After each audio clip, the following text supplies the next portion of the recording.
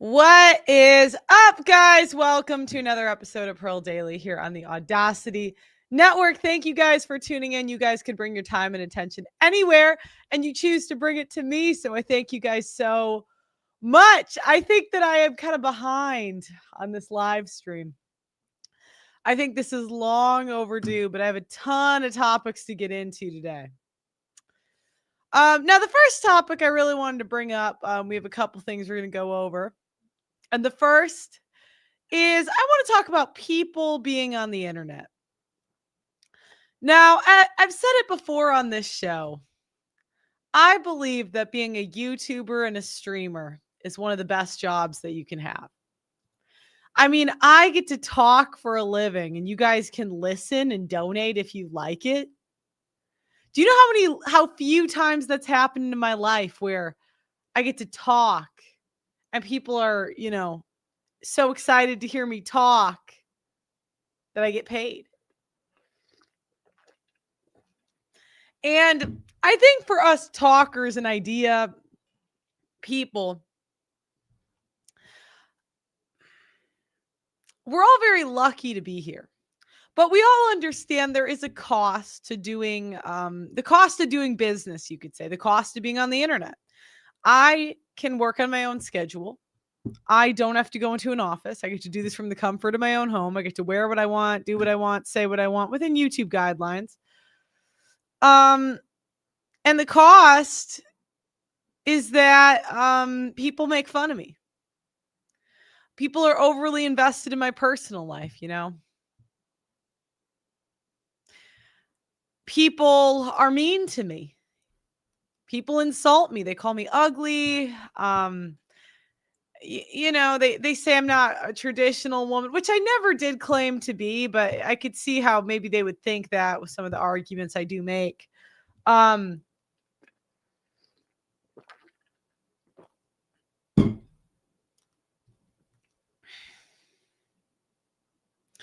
people can be very mean on the internet.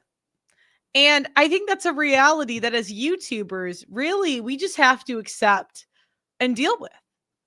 And I think as women, we have an especially hard time because we care a lot more what people think about us. Men know that they're hated and not liked from a young age. They're kind of used to it. But us, we get on the internet, we're like, someone thinks I'm ugly. And men, they just think, well, that's the default. People always think I'm ugly. People always think I'm ugly. And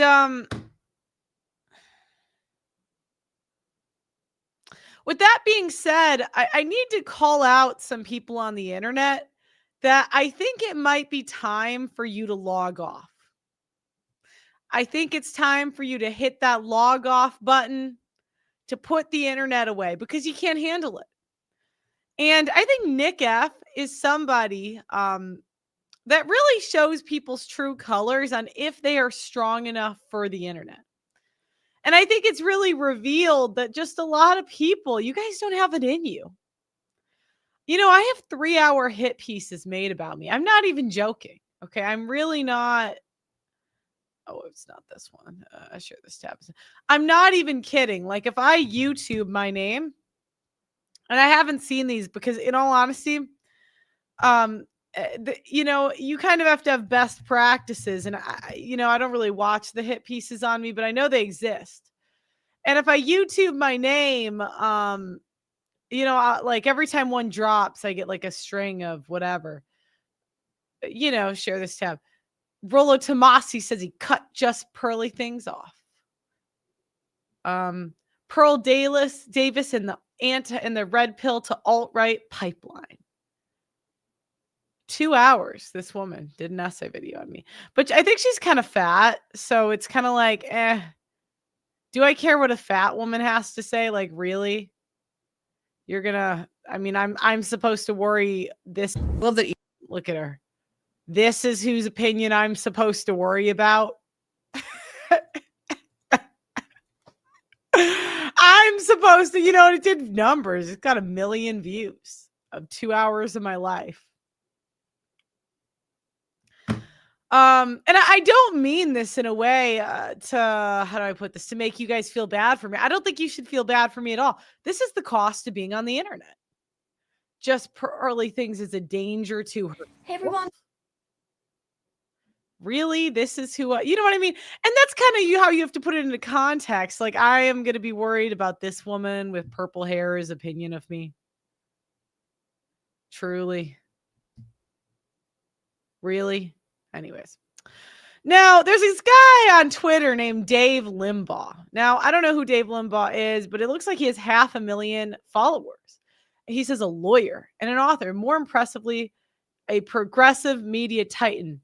Rush Limbaugh's even oiler. So apparently they're comparing him to Rush Limbaugh. I never even watched that guy. And all right. So Nick F is known. I think we kind of have the same sense of humor. He's known for making edgy jokes, right? Now he's making jokes about JD Vance's wife. Okay, so we're gonna watch this. All right. Why would we let this fat guy who's married to a Jeet and works for a gay CIA Fed, why would we let him grow? It's like so insane. The JD Vance operation is in full swing, man. Think about it. Andrew Tate and Bronze Age pervert and all these people for years, all they talk about is going to the gym, being a vitalist, fighting the Matrix, India smells bad, all this kind of shit. And now they're all in favor of a fat race mixer who's married to a Jeet who named his son Vivek, who was mentored by a Jew. Okay, whatever. I'm not going to go into the J stuff. But in all honesty, David, he said, anyone who's not repulsed by this evil lowlife, please do the courtesy of, I guess this is Rush Limbaugh's brother. Okay, whatever. I don't know who he is. I just came up on Twitter. How can anyone approve of his heinous views, much less his low-class manner of expression? I'm no prude, but I'd have to be a gutter rat to tolerate this. And you know what I thought about? I just thought, David, I don't know if you're strong enough to be here. If you can't handle that, one, you can mute him. And two, I just wonder, why are you here? It's time to log off. And Officer Tatum was another one. Everyone just seems to get mad at Nick. Hey, Candace, put some respect on Nick's name. You want to call me out? Sit down and shut the F up, bitch. That's what it meant. Oh, this was funny.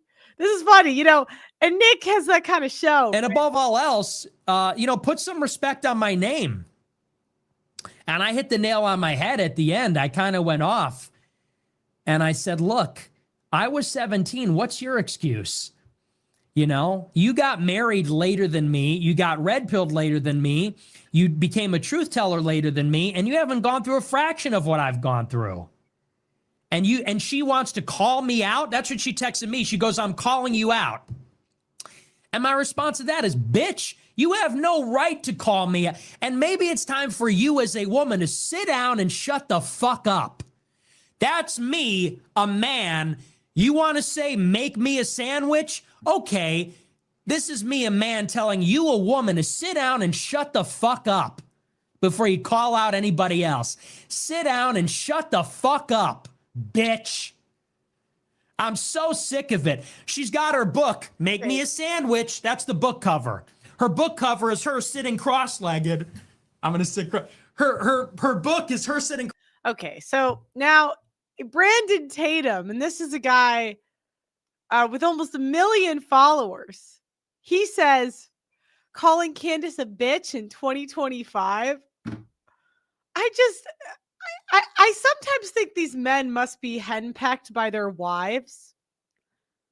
Why are you on the internet? Why are you here? Why?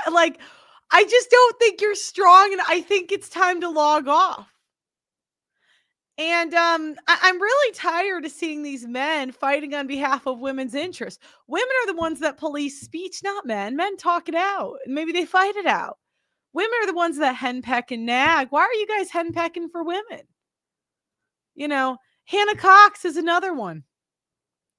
The broad problem is making Twitter completely unusable. Right now, every single large conservative account in my feed is denouncing the Tucker, Fuentes, Heritage racist grift and separating from them.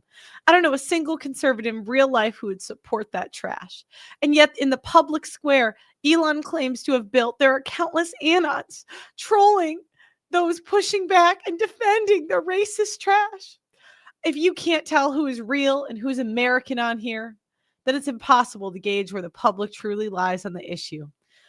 My guess is the majority of the conservative base is on the good side, and the bad side is being driven by foreign interests. But who can say?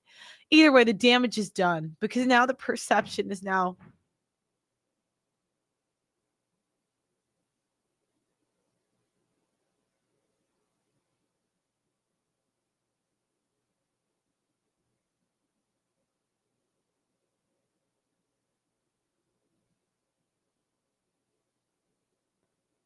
I heard some.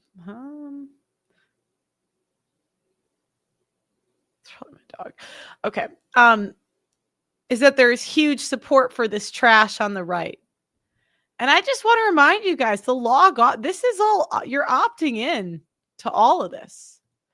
Especially us ladies. Like, if you're not strong enough to be on the internet. Oh, they have lost.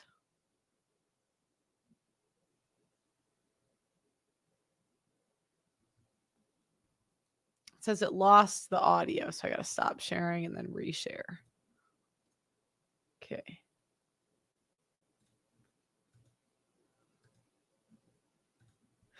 This woman says, I will not defend this. I won't debate this. Sensitive. It's just like my whole life.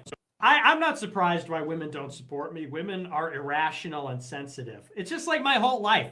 My whole life. Because I was always like the class clown. I was always like bullying women. And women have always been like simultaneously charmed, but also like, oh, stop it. Oh, you're so annoying. You know what I mean? That kind of thing. That's.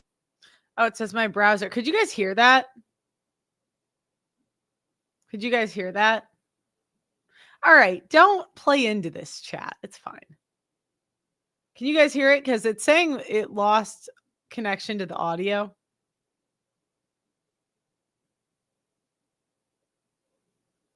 Oh, you hear it. Okay. And so my number one point right now is what happens is men make something cool. They want to share ideas or whatever. And then women and simps they always have to nag men. And I just think, why are you on the internet? Okay, so today's topic, we are going to talk about, and this is a topic I love, the tradcon dating scene, and just the general dynamics of religion nowadays. Now, this is something I'm pretty familiar with because I did do 12 years of Catholic school. And conservative Christian women, I just know like the back of my hand. Those women tortured me growing up. Whether it was relatives of mine, people I went to school with, your tactics aren't going to work on me. So the red pill is undefeated. I'd like to say, first and foremost, I am not red pilled because I am a woman and I can't be. The red pill is not tricking people into some kind of idea that you're going to change the world. It's the study of human behavior. Conservatives are selling you salvation. They generally have an ego investment in selling you their religion. They want people in the pews. Liberals are selling you some sort of empowerment, whether it's LGBT, Black empowerment, whatever minority you are. But I am not selling you anything except the belief in being accurate, which you can support at theaudacitynetwork.com, $10 a month. So let's take a look at the female behavior of the week. Remember, for years, we have heard from conservatives that not all women are like that. That's just those evil red pill guys and the sluts you guys talk about. Now, they are trying to sell you on the dream, on being able to order something that is not on the menu. Family. Family is not on the menu in 2025. It does not matter if you want to blame weak men, crazy women, or the Jays. Family is not something most people will be able to get. And that's something you can either accept.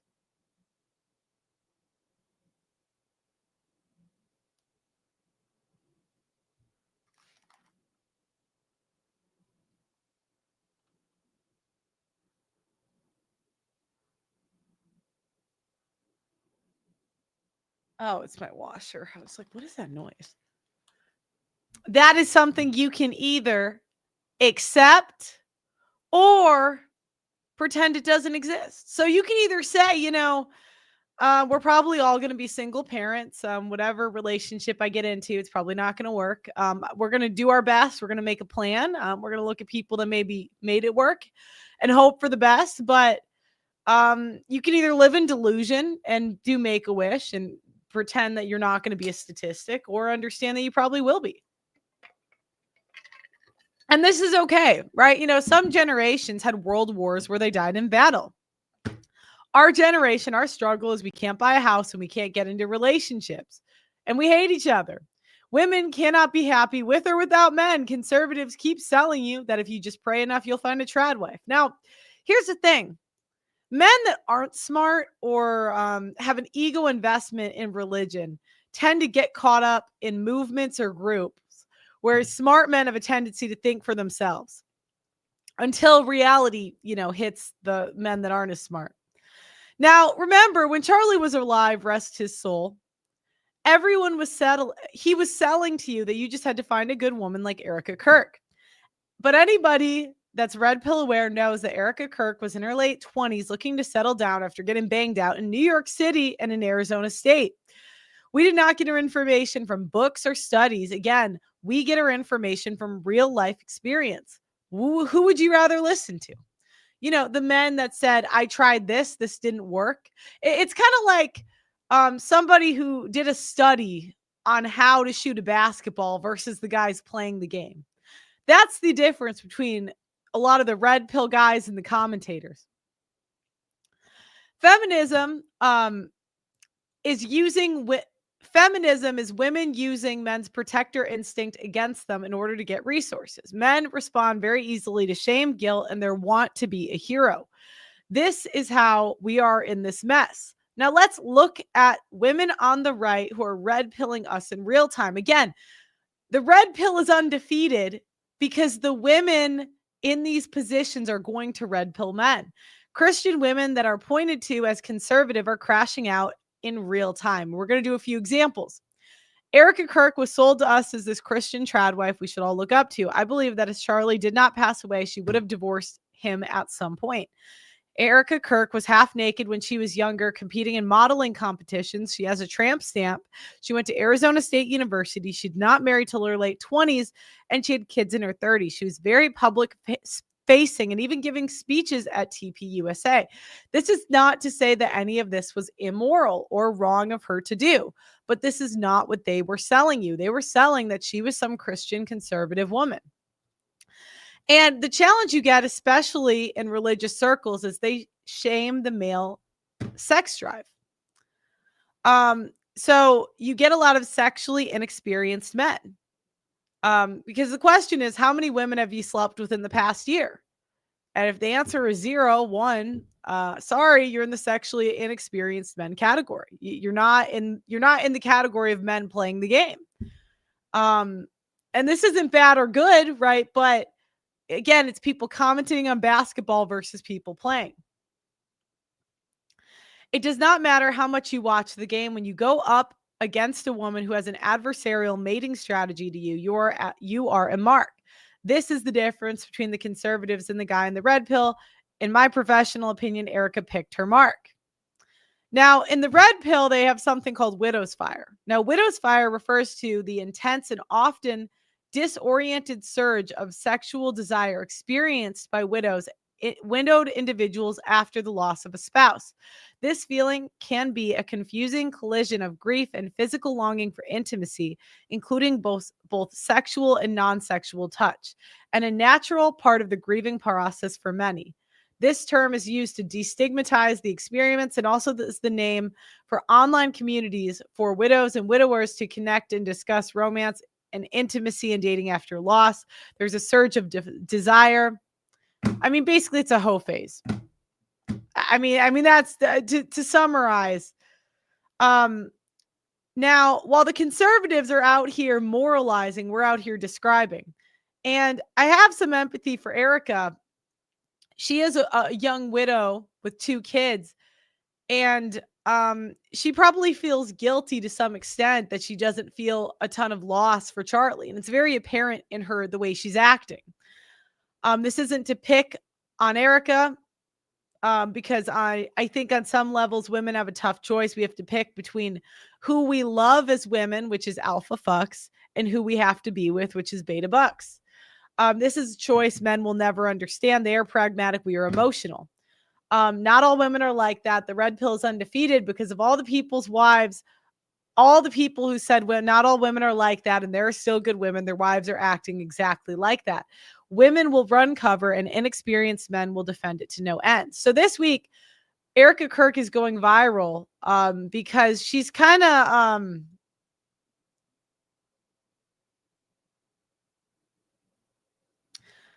we're gonna show some clips that are going viral of Erica Kirk.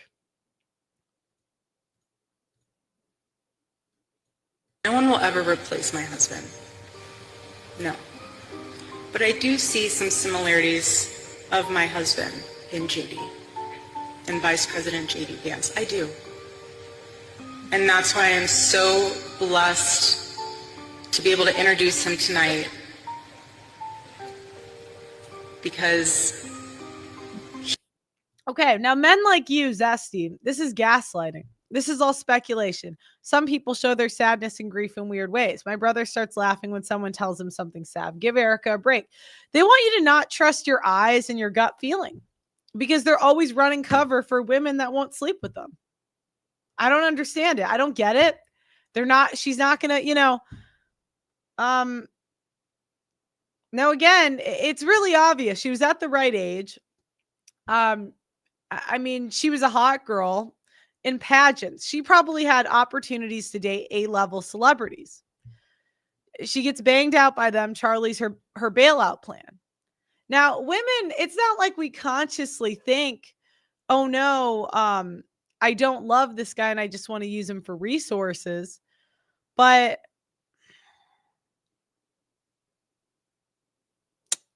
at some point, women have to make a choice, He understands the fight that we're up against, and he can articulate that in a way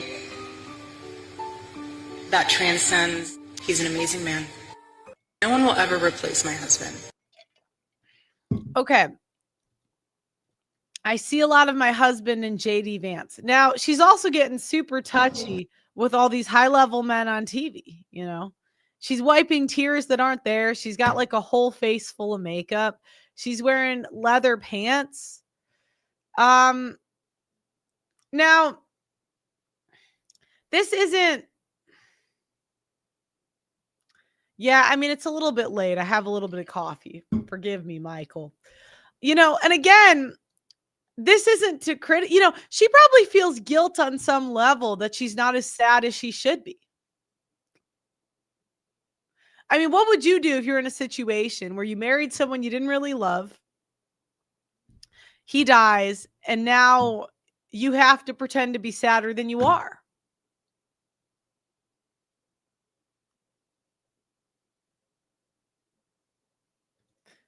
Yeah.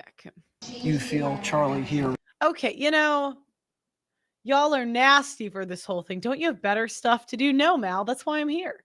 If you're not strong enough for the internet, you got to get out. Be gone. See? Right now. I know you do too. I feel him too. Well, God bless you. Jesse, you're... And God bless Turning Point USA. What do you hope to achieve for Charlie and for the country? Oh my goodness. All of his wildest dreams for this organization and more. He left me a blueprint in all of his journals, but more so than that, I was his vault for literally everything. He shared everything with me, his vision, his dreams, and I know now more than ever, I mean, he was always a hard worker, but now more than ever, he's up in heaven orchestrating and sitting and strategizing, and I can just feel it. I can feel it. And so... Now, red pill guys, they know women don't accidentally touch you. Have you ever seen women touch an ugly man? No. Hot men? Yes. Look, I don't have an Israel pipeline. I don't really know what that means. I'm staying out of that. I just think that if Nick has his opinions, I don't understand. If you don't like him, mute it. You know what I mean? I'm not even like. All I want is to be able to make sure we honor Charlie, we keep fighting the good fight, and we do it in such a bold and powerful. Okay, so that's one. Oh, wait. Sorry, I didn't mean to X that early, but it was almost done. Now, the next thing that's going viral on Twitter is, her past is kind of coming to bite her in the butt. And none of this would be bad. Look, she's got a tramp stamp.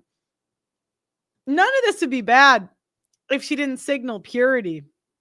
The problem is the women signal that they're different. All right, here's her.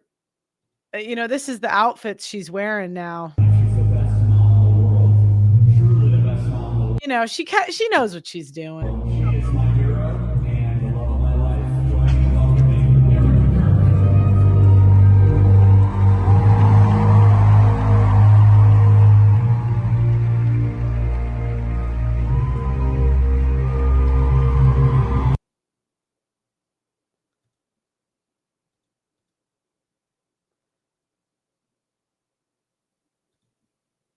Let me see the next one. Hold on. Where's the one of her? Oh, do you know what? Sorry, then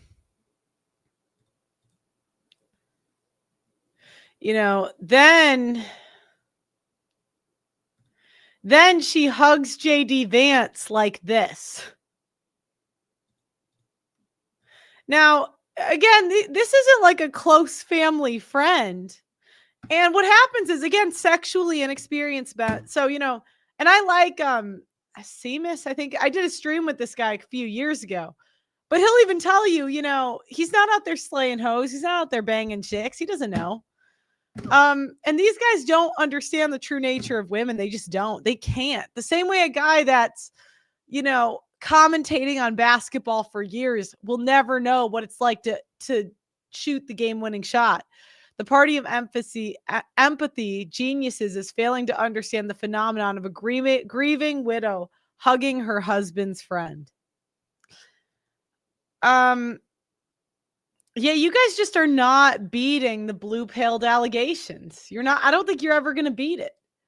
And this is why Christianity, to some extent, is really dying in 2025.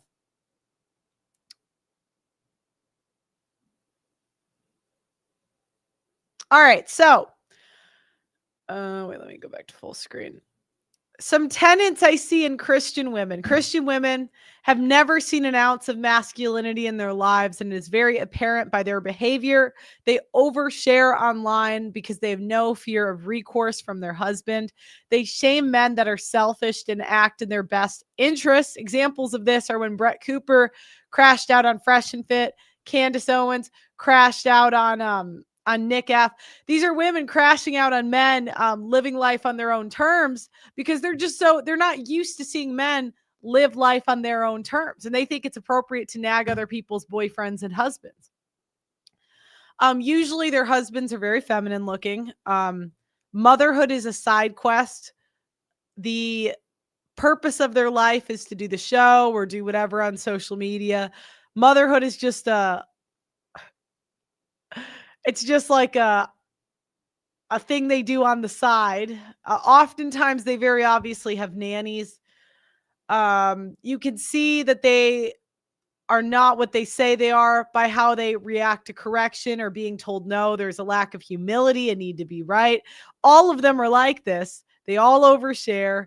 Every other story is oversharing about how they are different and not like the others, even though they are exactly like the others. All of them claim if they sinned, they were tricked. Now, this leads to Allie Beth Stuckey. Now, Allie Beth Stuckey is going viral this week because she just cannot help herself. She can't stop nagging men.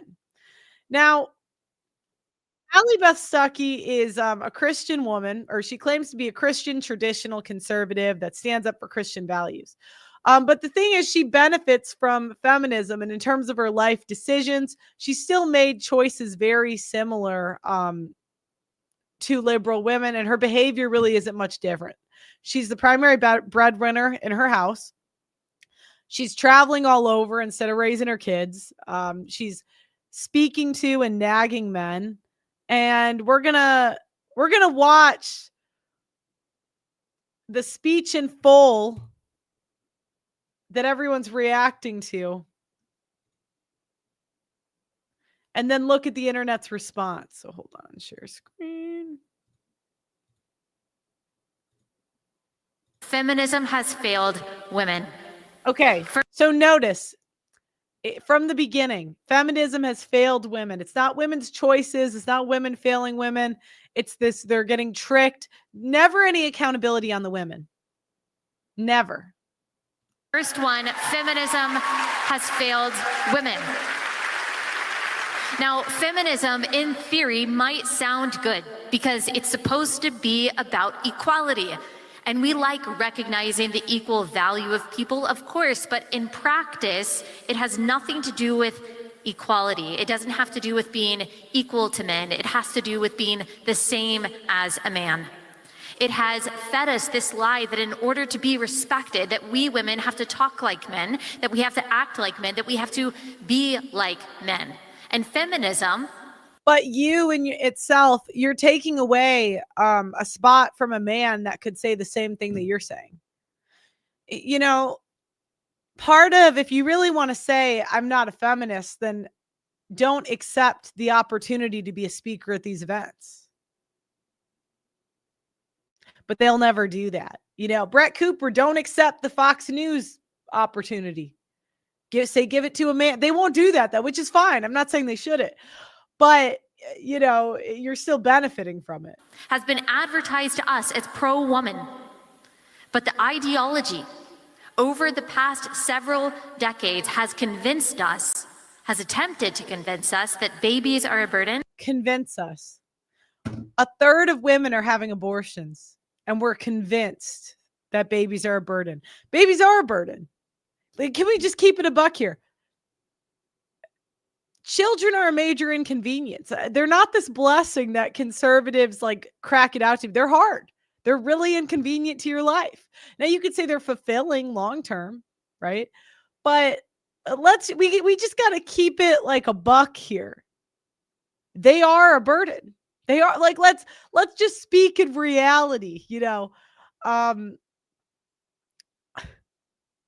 Women see them as a burden because they are. They are. Sorry, kids. You guys are annoying. Very cute, right? They are fulfilling. But, I mean, my dad had 10 kids. My dad's more trad than all of you people. That's what the annoying thing. I'm from one of 10 kids. Do you know what my dad said growing up? He said, have less kids. My youngest sister just turned 18. He was so happy. He's like, I'm done being a dad. And my dad loves us so dearly. He really does. But the day-to-day, like the responsibility of parenthood.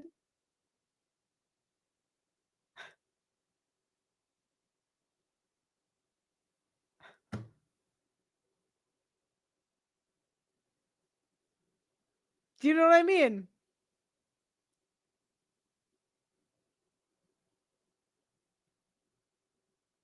Okay, let me continue. Femininity is weak and gender is a construct.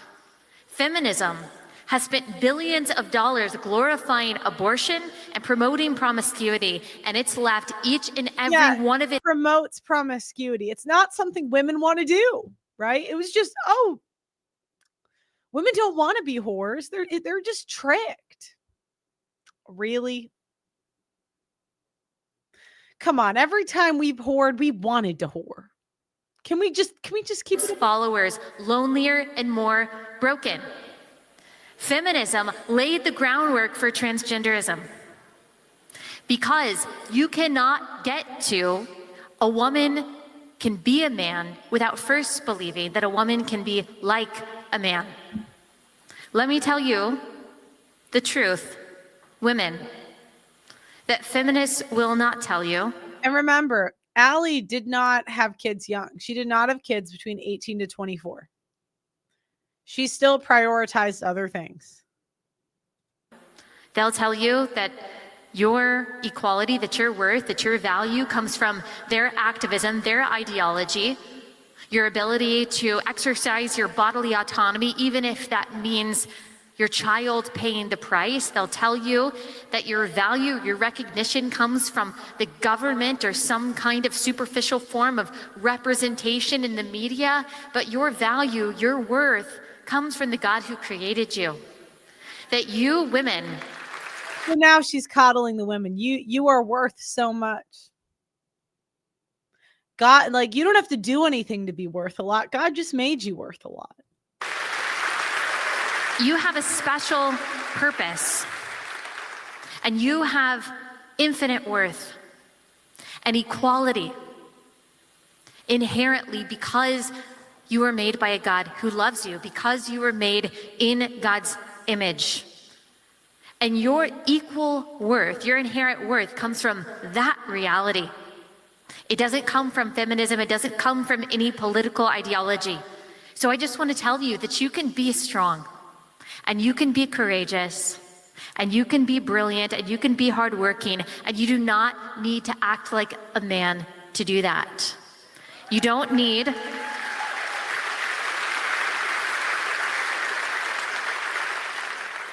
to forsake your gentleness or your softness or your femininity to succeed, to be fulfilled. God has made you a woman. And the God that we serve. No, I didn't mean to click it out. Okay, so again, it's kind of like expert gaslighting, because she's saying you don't need to be a man while being a man.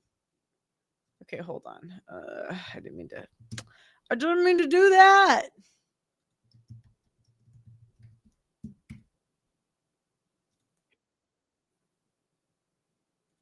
And let me go back. Okay. Full screen.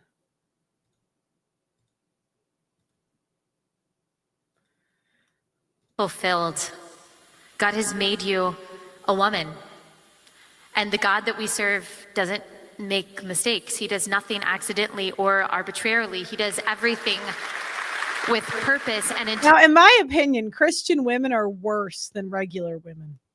And the reason is because women that are actually godly, they don't have to quote scripture all the time. They let their behavior speak for themselves. But you'll notice with Christian women, they're always running cover on their reputation. They're always quoting you scripture. They're always telling you about what they did differently. And it's just like, shut up.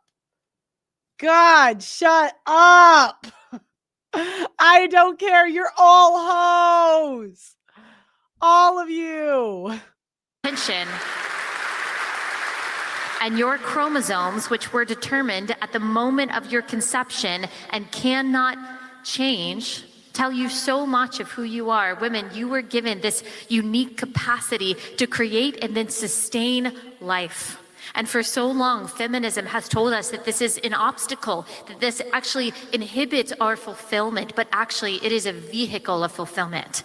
And we have to start seeing motherhood and being a wife as the high callings that they are. Yeah, and here's the thing. Again, she says this, but you know, the amount of effort she's got to put into doing her show. I know your first priority is not your kids or your husband. Now, I'm not saying that's wrong. People need to make sacrifices to make ends meet. I don't know what their family's priorities are, whatever. But again, it's kind of like you're saying one thing, but doing another. We have to honor these roles as the high callings that they are.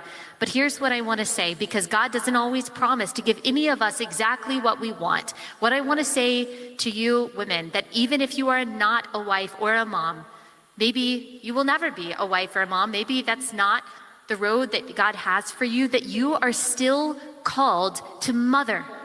You are still called to mother. Okay, well now, all right. So you see she's coddling the women. Now we're going to get into the porn argument, okay? Porn has weakened men.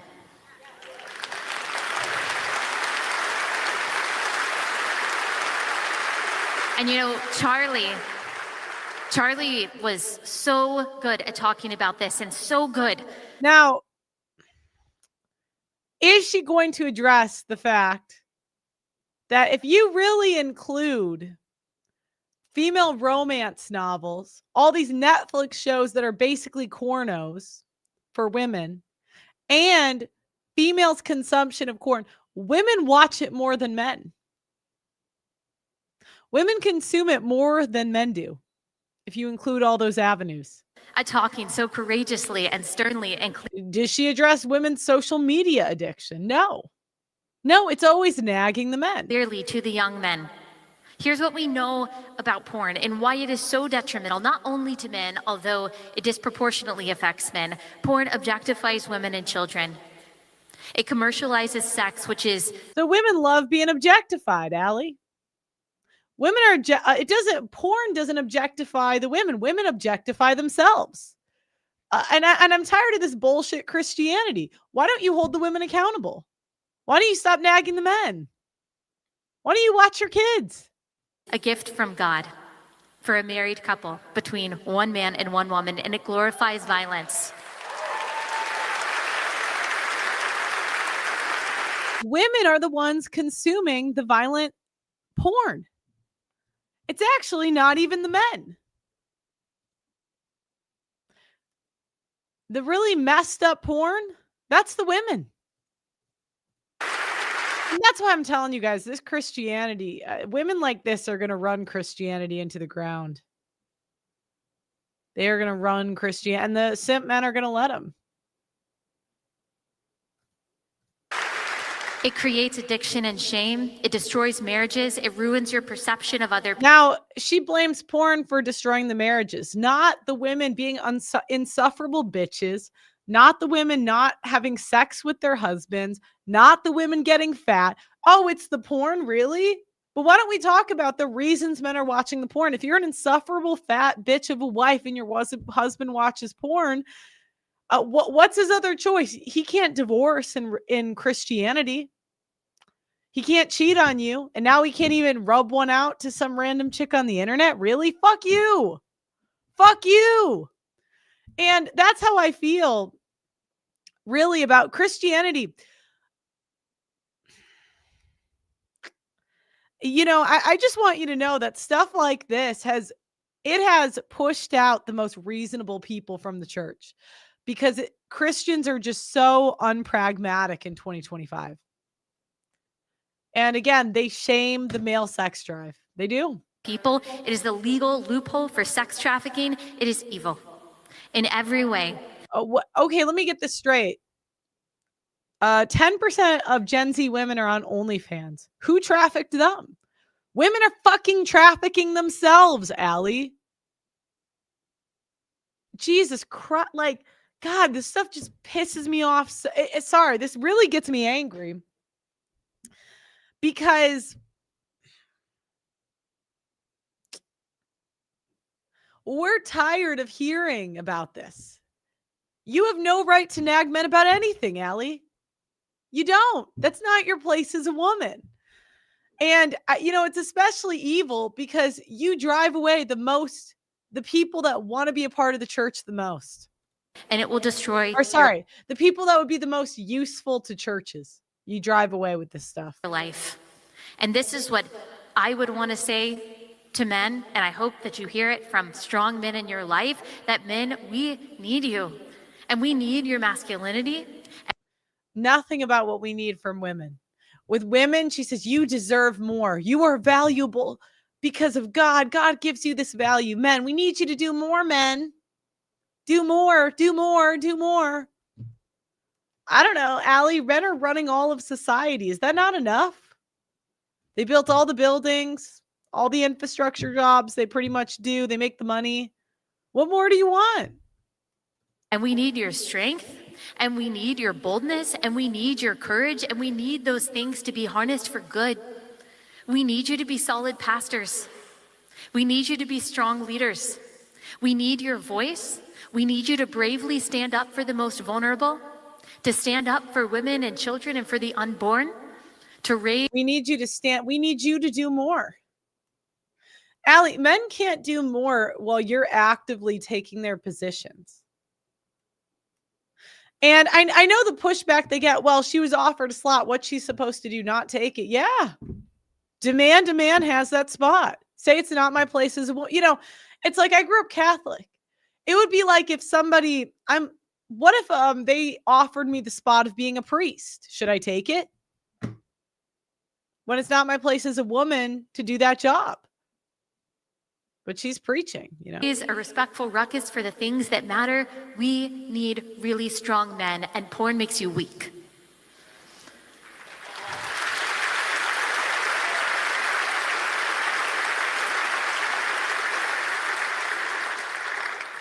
Chivalry is not dead. Virtue is not extinct. And you, men, and your wife, and your future wife deserve better than porn. And what I heard Charlie say over and over again, take responsibility. Work hard. Find a Christian woman, a solid Christian woman who loves her Bible.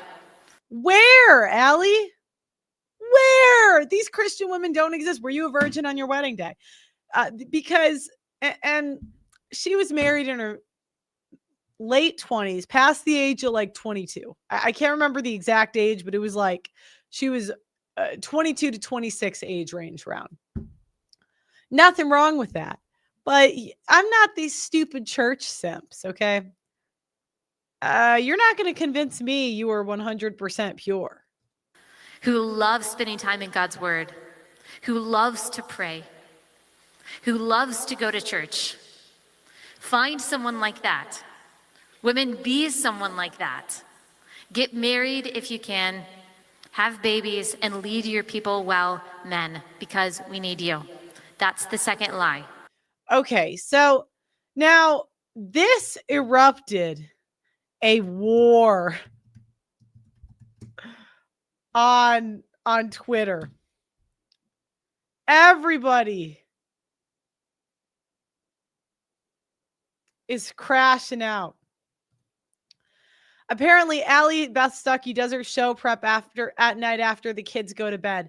That means her husband gets zero time with her apart from the kids. Very healthy marriage. Recipe for success. Allie Beth Stuckey puts on this base trad wife facade while girl bossing around at events and her podcast and lecturing men on stepping up while telling women it's okay to be imperfect. She's spiritually no different than the shit lib HR lady who talks about toxic masculinity in the workplace. Just feminism with conservative talking points. Absolutely insufferable. Now,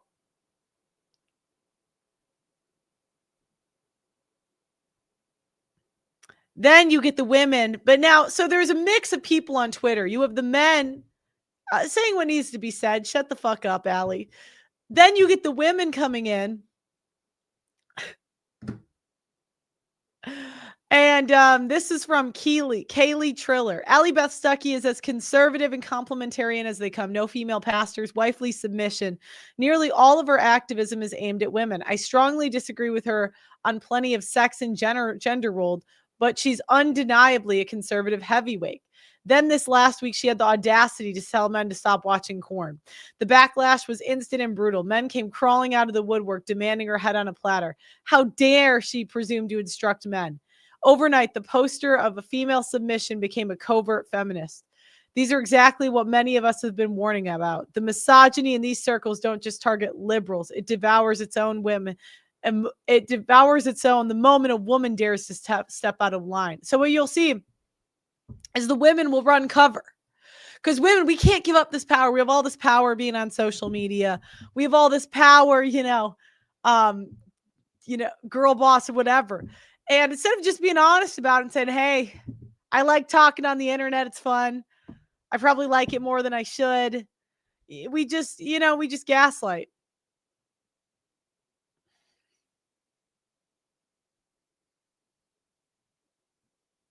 Okay, then she reads all these verses. I don't care.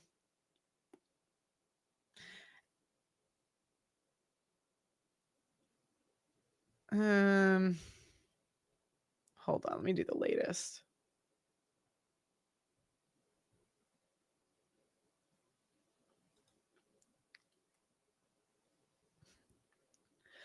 We do not, Ali Bestucky, whom I respect, is wrong. We do not have a corn problem. We have a women will not assume their role problem, where men for 6 decades have been scolded for being men. The brutal provocateurs are the brutal protectors we are designed to be, told to sit down and shut up. It is time for women to shape the world in our image, not yours. Now we have a matriarchal society. Now we have castrated men, massive divorce, high crime, drug abuse on an epic scale, rape through the roof, birth rates falling to extinction levels, and 12-year-old prostitutes. Women, in their desire to make all things equal, have become rather successful at failure. It's time for men to set the world right as the godly sheepdogs kills the last wolf. Okay, let me get some of the other ones. Hold on. Now, oh my gosh, I did it again. Now, what happens is, what you can see, when you can really see what a woman's about, is how does she react when she's offended? Now, I want you to know that I think that's the number one tell of women. It's not really political beliefs. I don't think that means a ton. It's really when she is corrected or offended, how does she react? Does she crash out or does she accept the correction? And it's interesting because Ali Bestucky, who's arguing that women should be teachable and have a gentle spirit, um, she actually crashes out when men do correct her, when they say, hey, we don't want to hear this from you. Can you stop nagging us about porn? Can you just stop? We don't want to hear it from you. And she could have option A, said, oh, you know what? She could have like taken a step back and said, hey, you know what? Maybe I was in the wrong. Maybe men don't want to hear from me. Maybe I should talk more about women. That was option A. She could have had a gentle, teachable spirit. Or B, she could have gaslit and crashed out. What do we think that she chose?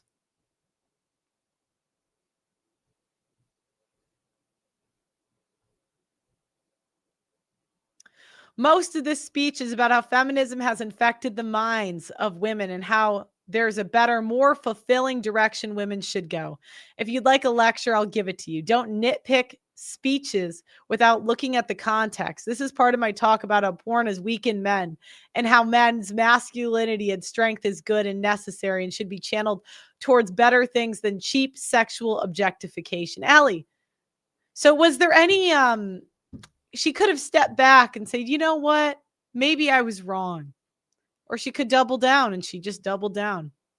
And it's just, it's just incredible. It's just incredible. So then a man comes in and says, men, we need you. Proceeds to talk instead of stepping down for a man to leave. These girl bosses are stuck. These girl bosses suck up all the funds and oxygen that qualified men could be using to make a public stand. Then what does she do? She gaslights more. No one is stopping you or anyone else from speaking or leading. I know many of you imagine that if I stopped speaking, suddenly you'd have a bigger platform. That's a fantasy. That's not how it works. If you have something to say that people want or need to hear and have the ability to convey it well, you will have an audience no matter how many other commentators are out there. If you don't, you won't. So this is, again, she thinks that she's really special and awesome, and that's why she has this platform, that she's really good at what she does. It's just not true. Women, we have an easier time on social media. So we just kind of get platforms for not doing very much. And then the problem is we get this big ego like she's getting where she thinks she's really smart, but she's not that smart. And it's really apparent to everybody. It's not like she's this awesome, entertaining personality. She doesn't. She's okay, but it's really just pretty blonde girl says conservative talking points. It's she's kind of like a clone of Tommy Lauren, Brett Cooper. They're all kind of the same, right? Turning Point asked me to speak. Charlie asked me to speak, as they have many times over the years. So many of y'all hate who Charlie championed and champion who Charlie hated. Yeah, Allie, but here's the thing. Charlie was a simp. He was a good man, but he was a simp. So, just because he championed you, it doesn't really mean much to me, if I'm being honest.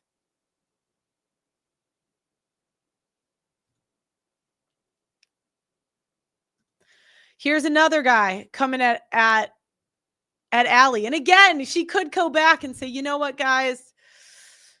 Let me think about what you guys said. She just can't help herself. She will find a way to preach to men. She's a feminist in the conservative garb. Men counsel men, period. Men preach to men, period. Me at a campus event. Men, you are necessary. We need your strength. We need you to be strong leaders and solid pastors. You are better than porn. Unhinged critics. This is feminism. Women just cannot read the room. She can't. At LSU, I explained 5 of the most controversial truths Charlie taught. Feminism has failed women. So it's not women being whores. It's feminism failing women. Remember, none of the accountability is on women. Porn has weakened men. Remember, again, even though women consume more porn, if we include romance novels, than men,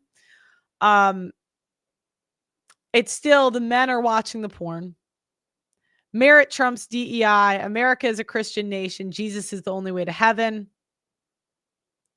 Then you get Liz Wheeler. Kind of like an Allie Beth Stuckey clone, if I'm being honest.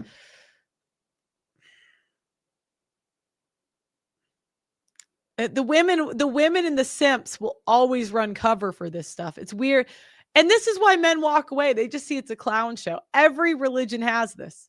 And I'm really tired of people selling their religion as not having this. Catholics, I grew up around you guys. You have it. Orthodox, I know people in the Orthodox faith. You guys have these same problems. Oh, but it's to a lesser degree, not by much. Really, not by much. It's weird to falsely accuse Allie Beth Stuckey of being a feminist. Allie is obedient to Jesus, submits to the headship of her husband in their happy marriage, and strictly limits her working hours to be present to her children whom she adores. She elevates masculinity and celebrates femininity. Contrast that with feminists who hate men, hate women, hate marriage, hate God, hate children, are promiscuous and money-seeking, unstable, refuse to tend their homes and outsource their child care to strangers they pay. Okay, when she's traveling, who's watching these kids? Husbands or your husband, your wife? This absurd claim comes from a pastor that women shouldn't speak publicly, certainly contradicts the Bible. Should Mary Magdalene not have proclaimed Jesus' resurrection to the apostles? Should she have stepped aside so a man could do it?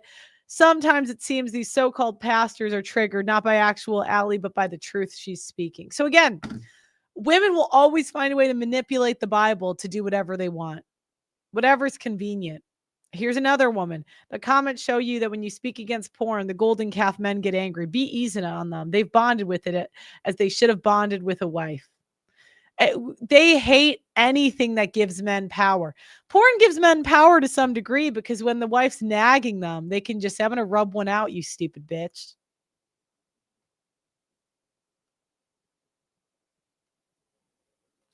Mal, you're just simping too much. I'm banning you from the chat. You're in a timeout right now. You're just simping. I can't take this simping. Why don't you go defend a woman who will sleep with you? Please, God. And then we got Lila Rose, who's another one. This is a false representation of Allie's speech. The majority of her messaging is woman specific, cheering you on. And you guys are the same people that had Nala Ray on all your podcasts. So she crashes out for like 2 days straight saying how she wasn't wrong. Oh, $5 super chat.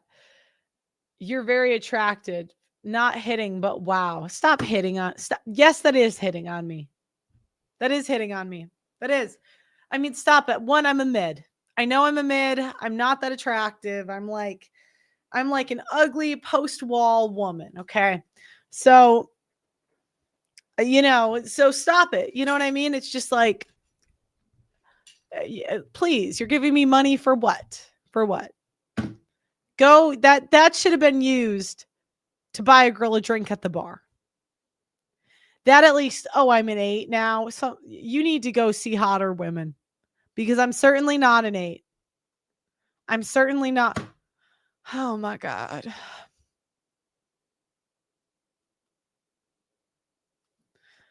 Oh, I'm better than mid. Yeah, well then why do I have to work? I'm a 6. Yeah, that's generous. Generous. Okay.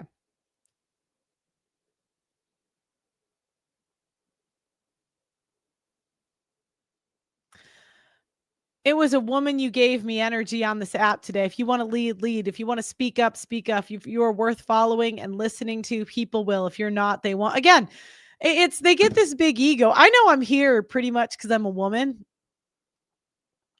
And somebody's got to come at these other women because they get way too big of egos. I got to tell them that they're mid. Somebody's got to do it. Somebody's got to nag these other women. But I just like to say I'm not that special. I'm entertaining to some degree for a woman, but it's still for a woman.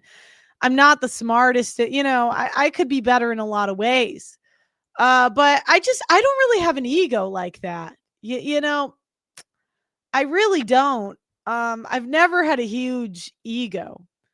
But it's just very obvious that none of these women have soft, teachable spirits. I'm not even saying I do. But we gotta, this whole argument of, oh, if you're really good at your job, people will follow you if you're really smart. That's just not true. Rollo Tomasi is smarter than me in every way. Ryan Stone, those guys, Nuke. I mean, they're all smarter than me. They know the material better. I have more followers.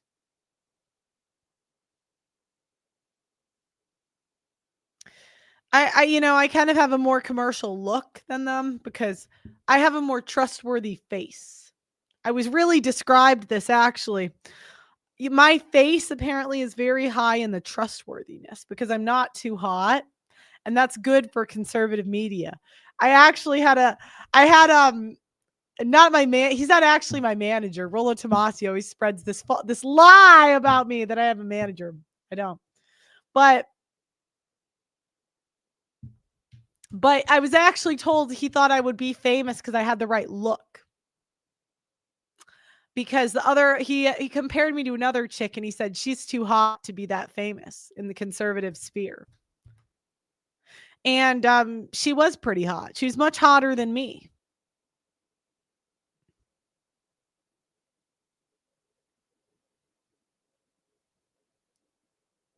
She was. And that's the problem. All these women get these huge egos.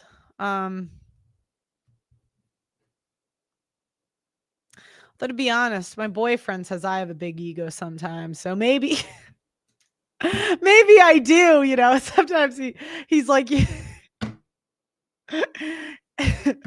I think it's because he knows this material so much better. It's not really fair that my following's bigger than his. It's not really fair. Because it's kind of like, why do men follow me? I haven't even ever taken a woman on a date. Pearl's a 4 at best. Thank you. That's really, I think, where I stand.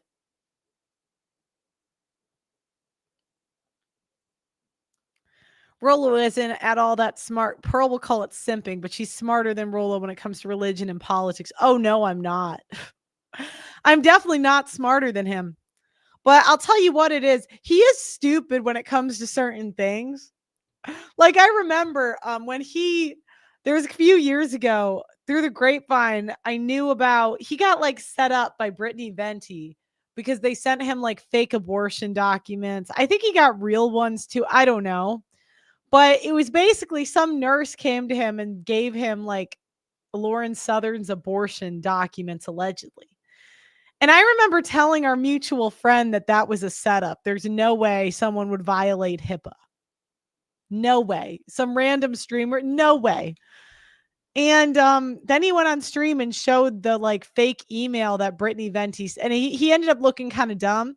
Now I think she really did abort Destiny's baby to some degree, but he's like kind of dumb but like smart. I don't know if that makes sense. I don't know if that, yeah, that would get you in serious trouble with HIPAA. Yeah, and he's got to stop talking about how he should be more famous. He probably should be. But it's, really, you're just not, you just don't have that like it factor. You're not that like, and I'm a big fan of him, but you're not the, I don't know how to put it. You're just not that likable. like, like I just can't, if I showed your stream to like intelligent men that I know, like the richest ones, and they would look at you and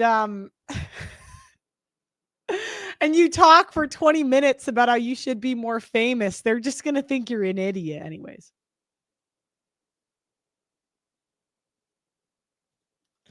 You should talk about Nick F and how he thinks he is special when it comes to women. No, Nick's going to have the same problems. Again, Nick can't really talk about it because I don't think he's ever really taken women on a date or like that, So again, he's still a guy commenting on dating instead of like the dating.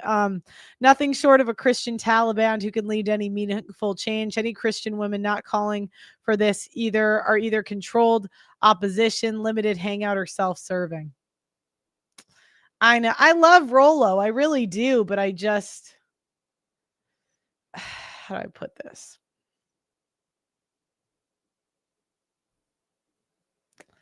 I know he's just gotta.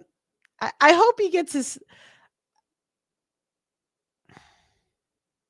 Nick will get Steven Crowder treatment. Yeah, he will. I thought about something that women are better at than men. Queefing. I don't know what that is. Yeah, I hope Rollo one day gets over his obsession with me.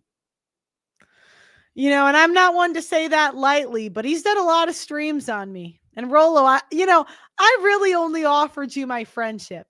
I understand you were upset with the Nick. I put him on a stream with Nick F because I asked him if I could bring other YouTubers on. He said, yeah, and Nick F's a YouTuber. Now, he saw it as a setup, and I didn't really understand why he saw it that way because I really did defend Rollo. I really did on this stream that we all did together. And it's been years and he just has not let it go. I'm like, Rollo, you gotta move on. We didn't even date, We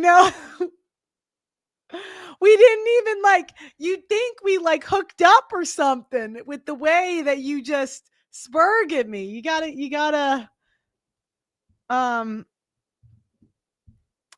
get over it, my guy. I get it, I'm an attractive woman. Mid, but attractive, for America. And but you got to let it go. You got to move on.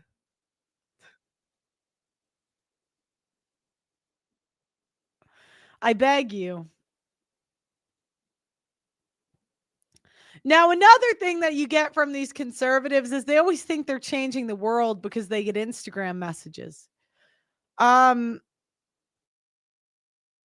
I don't really think, because Ali Bastucky, she's going to say, you're a feminist making a speech. How dare you say porn is bad? Instagram, thank you for changing my mind about hormonal birth control. Here's a sonogram picture of our new baby. Now, people, again, YouTubers get these big heads. And they get these big heads because they think everybody that messages them, they take credit for all the changes. Like if I've had a lot of people message me and say, oh, you were responsible for me losing weight for my husband, or you were responsible for this, or this. The only person I'll take credit for being responsible for their weight loss or any change in their life is my little sister. She was a blue-haired fat feminist and I did fix her. I did. I spent a lot of time with her and I did. That's the only one I'll take credit for because I think people seek the information they want. My sister, I did shove it down her throat. I did. And I always want better for my sister than some of the fuck ups I've done in life. I really try to warn her and give her better information. And that I did shove down her throat. I really, in my heart of hearts, I shoved it down her throat. I really did. I did. And, but everybody else,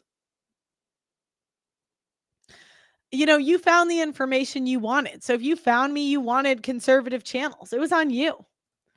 You're a solid 6 for me with the red hair. I agree that Rollo is very informed and educated. He's great, but he needs to cool out a bit. I know. I need you to.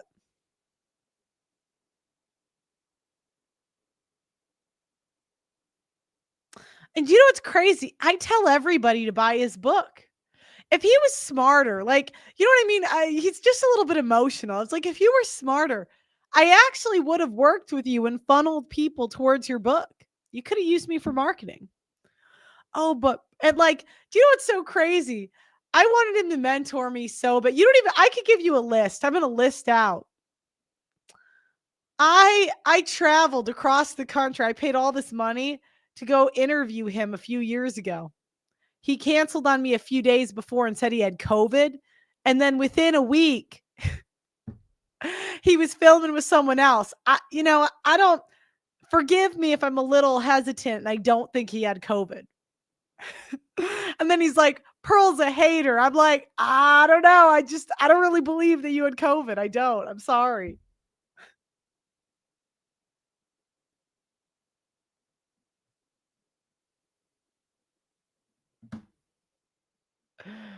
And like, I remember his dog died and I sent him money for the surgery for his dog. He sent it back. I was like, all right.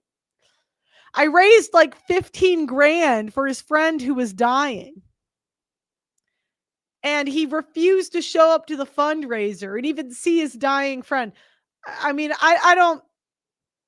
And then he's like, Pearl's a terrible person. I'm like, and I don't do it for the recognition, but I didn't get anything out of raising money for your friend. Your friend was just really nice to me. Or before he died. 15 grand I raised. And by the way, I haven't even raised enough money for my divorce documentary. By the way, that was while I was demonetized. I was hurting for money. It wasn't like but he's just had this fixation on me for years. Rollo published books before it was cool 20 years ago and he's salty. I get it. I understand it. I really do understand it. I understand that, like, I understand it, but I'm like, Rollo, if you were a little bit, if I were you, I would have just worked with me. And, as a funnel, but whatever. He's a sorry. This really hurt my feelings when I was younger. Now I don't care. I've gotten a little older, but when I was younger, I was very hurt by this. I think I really cried the first time he made a video about me. I was so hurt. I wasn't strong enough for the internet. I know. Pearl, get over Rollo. It's been years. I can't get over him. He's just got my heart. Sorry. Okay. Pearl, some people you can't reach. I like you both. I know. Okay. And I remember, and then he was going around telling everybody I was a Daily Wire employee. And I'm like, really? I'm losing a lot of money right now. That would be really nice. I would love to be Anyways. All right. So back to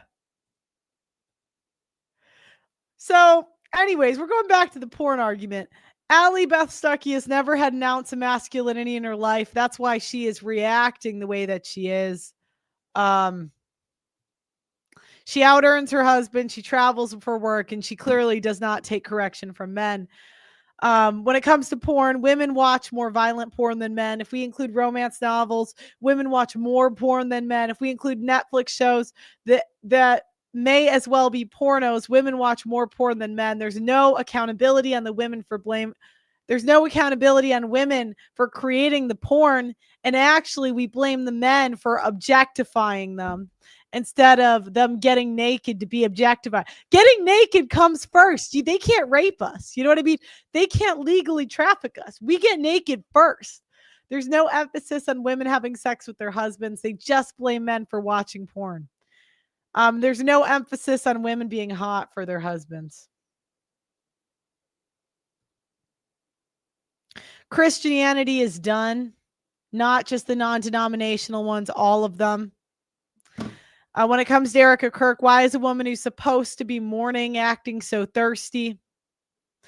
Christian men are in unhappy marriages because they punish women that opt out of their mating strategy for theirs. Women that make you wait for sex, the sex is not worth the wait because she does not desire it to some level. As much as we try to suppress it, we are slaves to our biology. You can see this because even the men that are celibate and the women that are celibate, they watch porn or some sort of outlet. This is why you even see pastors and priests succumb to their morality. They may preach one thing, but they do another. And to some degree, I think Christian men want to be cucked. It's not reasonable to ask people to wait for sex till their late 20s and 30s. Most people can wait till they're 18 or 20, but most people cannot wait until their late 20s.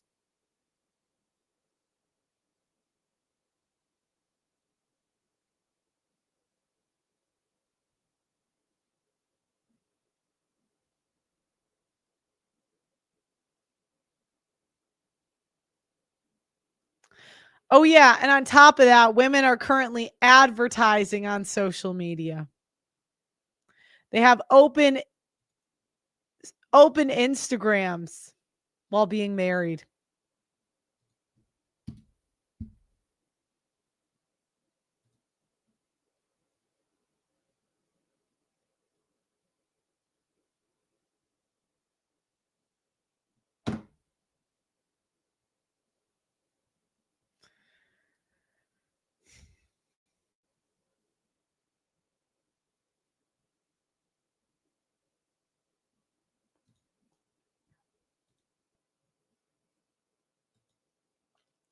And the red pill remains undefeated because the women in conservative media will red pill you faster. Oh my gosh, wait. Holy crap. Wait.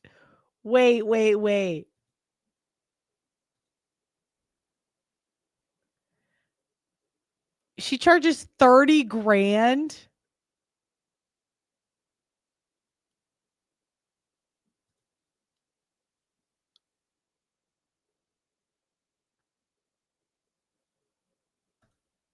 Holy crap.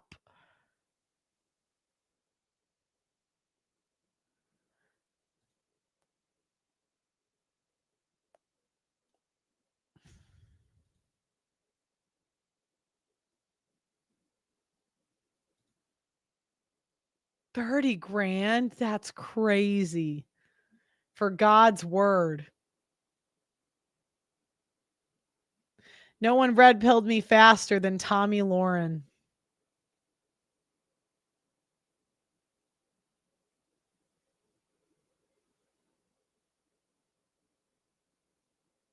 Should I drop an OnlyFans and red pill you guys even faster? I'm just kidding. Why would a man pay to get lectured?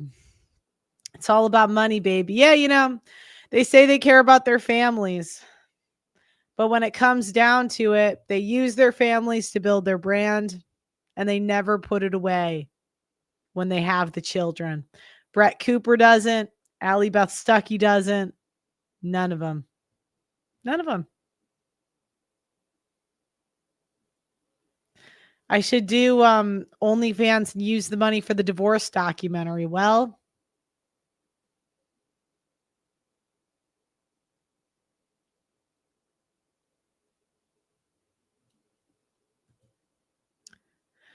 is there anything else you guys want me to react to? I kind of got through all my talking points today. But I'm kind of having fun. I might do a segment right now on the I kind of wanted to do a segment on losing weight because I used to be a fat ass. And I don't like the current weight loss stuff. Although it's not like I have a great body, like I could be a little thinner. So maybe I shouldn't talk about this. But I think the way that people go around about losing weight is like,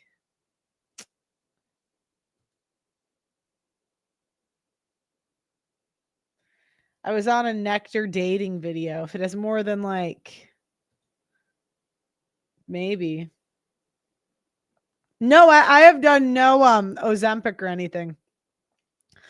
But what annoys me about the fitness community is when you go to personal trainers, it's like they want you to do everything at once. They want you to do mobility, they want you to learn to lift, they want you to like, okay, if you're fat, you need to learn to eat, in my opinion, before you need to learn to lift. And I learned to work out before I learned to eat healthy. So if you're fat, there's probably a few skills that you lack in. You probably eat too many carbs, you probably eat too much sugar, and you probably eat too much food in general. Now, the first skill you have to get, and I would really recommend doing this for 1 to 2 months, is weighing your food and training your body to eat like 2,000 calories a day. It depending on how fat you are, but like roughly 1,500. I'm tall, so I can eat a little more, and I'm like athletic. Because you'll actually get to the point where you can feel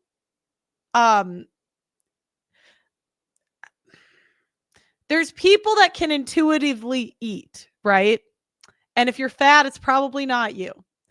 But there's people who their whole childhood was very structured, and they ate 3 times a day, they ate within a certain window, and they ate a certain amount of food, so they don't have to count calories. If you're fat, you likely missed out on that. And this is going to take you a few months to get the hang of, because you're going to do it for a little bit, you're probably going to crash, and you're going to go again, for me it took me 1 to 2 months. And you need to figure out what strategy. Most people don't eat enough. That is just not true. That is just not true. So before you even worry about working out or anything, I think I have only have so much problem solving and learning ability a day. I cannot mentally keep up with a workout plan and a food plan at the same time until I get past a certain level of skill. It's kind of like when you know how to play piano and you play a song, it doesn't take you a long time to play. But when you're learning the song, it takes you forever. That's kind of how you have to feel about eating. There's all this stuff you have to think about and learn. I can't keep up with a workout plan, a stretching plan, all this. For me, it was too much. And I actually lost the most weight. And I swear to God, I'll swear by this. My best cut was eating 2 meals a day, and I ate Culver's and Chipotle every day. And I said, do you know what? I'm actually not going to worry. I'm not going to worry about the nutrition level. I'm going to learn that stuff later. I'm first going to worry about the calories. And it really simplified it, because then the next step was, okay, I need to learn to cook healthy foods better, so I'm not eating Chipotle and Culver's all the time, right? But by that point, I didn't have to think, and I had the money obviously to buy it, but I didn't have to think through like weighing every food and all this stuff. Like I just said, I know these are each 800 calories each. It's 1,600 calories a day. Because in my opinion, the worst part of weight loss is the cut. Now, I want to lose 15 more pounds. And the problem is I really hate eating 1,200 calories to 1,500 calories a day. But you only need to do that for like 2 months. Then you can go back up to your maintenance. It's just the cuts that suck. So when you're fat, you eat less than when you just want to maintain the weight. So like the way you got to really prioritize what's important to you. And again, you got to ignore this intuitive eating bullshit. Intuitive eating is for people that grew up with a very I did not grow up eating at the same times every day. My mom didn't really always cook. I didn't learn how to cook as a kid. So I didn't have that, your stomach is like a muscle, I think. This is my real life experience. And this is not based on studies. I used to be able to eat just so much. It felt like a bottomless pit. Like I could just eat. I could eat and eat and eat. And I really had to train. And I did the math on how much I used to eat based on how much I used to work out. Cause I could always eat a ton, but I also worked out a ton, but I was still overweight. And I think it said I was eating like 3,000 to 3,000 something calories a day. But remember, I used to work out like 4 hours a day. So I was like chubby, but I knew, and every time I stopped working out, I would just blow up really fast. And then I'd work out a lot. And it was just a cycle that never ended. And I realized I'm like, I already know how to work out. I can pick that back up later. I have to learn how to eat. And it's really a math equation. And for me, with my BMI and whatever, I lose weight at about 1,500 calories, give or take. I lose weight really fast at 1,200, 1,500. I'm losing 2,000-ish. I maintain 2,500. I gain. So my first step, if I had to do it all over again, if you're a young woman, this should be your number one priority in life. Look at, if I could tell you the level of attention, even being older, I get more attention now that I'm thin.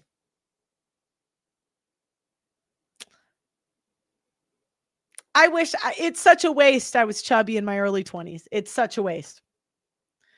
So your first step is you want to train your body to do the calories.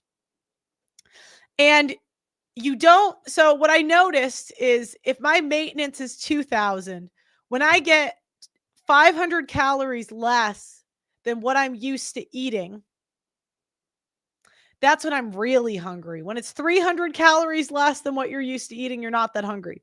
So you have to decide how fast you want to lose the weight. I don't know if I'm making sense.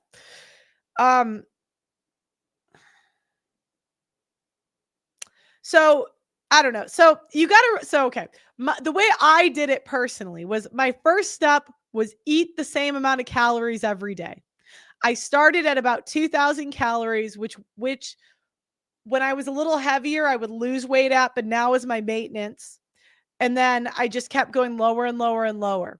And if I was too hungry, then I would just eat a little bit more. And I personally hate doing food logs, but what I would do is I would use Chat GPT and Grok. I would use the talk to text every day. I would tell it what I ate. Now, obviously, this is not going to be exact, but over time, if you tell Grok and Chat GPT what you ate every day, you start to notice patterns of what makes you fat and what makes you not fat. 2, you need to weigh yourself every single day. If you're afraid of the scale, you're just not ready to lose weight. You're not ready to be thin. If you're too soft to weigh yourself every day, and I wasted a lot of time on all these stupid diets. I've really done every single one. I've done juice cleanses. I've done carnivore. I've done keto. I've done all of them. They're all just ways to get less calories. If I had to recommend one, maybe keto, but usually those diets are people that are too lazy to count calories. So they want a shortcut. So they just think, oh, I'll do these diets. And then now I don't have to do the work of learning to count calories. Look, if you struggle with weight, you need to know everything you're eating autistically. Yes. Yes, yes, yes. It is really annoying, but my experience with carnivore, you lose weight fast, but you gain it because you don't do the work. You don't do the work of learning. And I just know this time I will never gain the weight back because I know too much. I know everything I'm eating.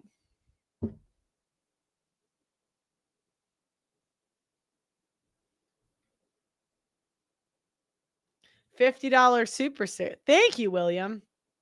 Okay, you know what? I'm gonna actually do a little sidestep about weight loss. Okay. So what I realized with weight loss is that being fat meant I was lacking in a skill.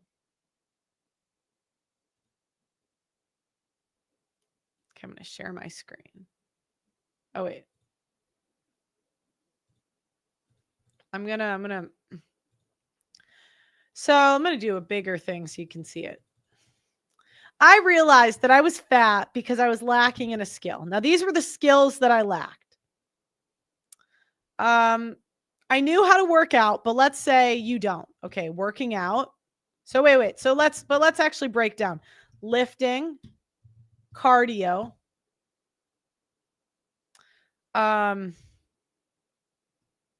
eating lifting, cardio, mobility,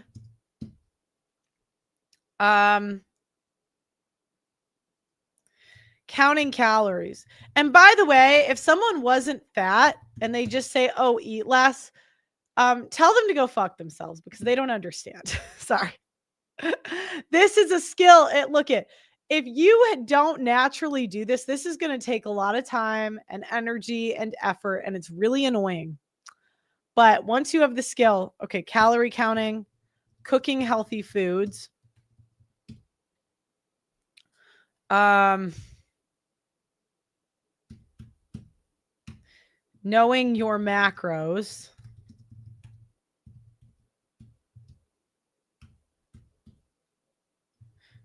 nutritional, like cooking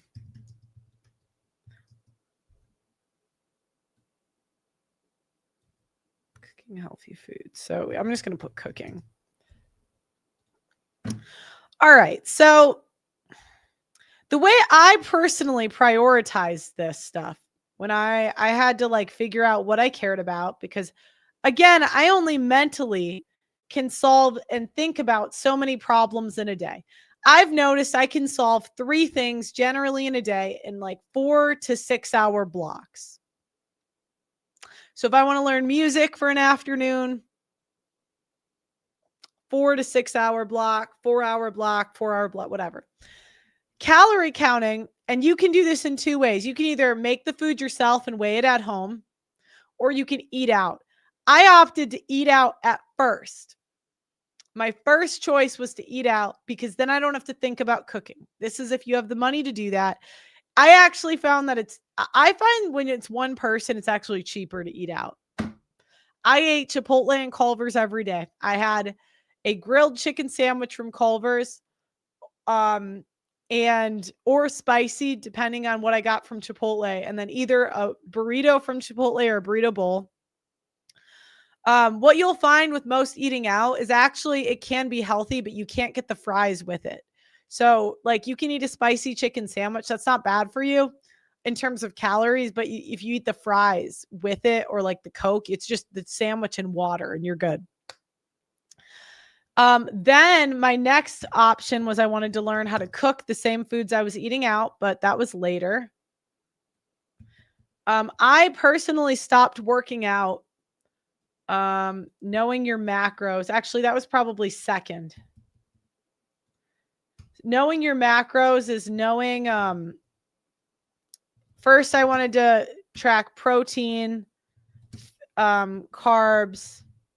So then it's usually, it's usually increasing protein, lowering carbs, and then cooking. If you're going to cook, I recommend some of the meal prep stuff first because it's very overwhelming. You want to like cook everything. There's a few Instagram accounts I'd recommend. So once you get through these 3 skills, then the nutritional stuff, that like vitamin A, like vitamins and minerals, I just think that's later. Minerals, whatever. That to me was last.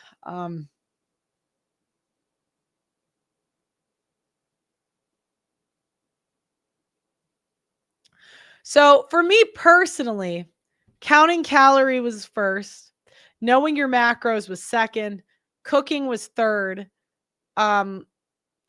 increasing cardio fourth, and I liked to start I just liked getting 10,000 steps a day. And the reason I liked it was because I didn't have to think. I didn't have to think, oh, what am I lifting today? What am I doing? It was just easy. It was simple. I never brought back lifting. I probably will this year, but I actually wanted to do mobility. So, but that's a personal thing.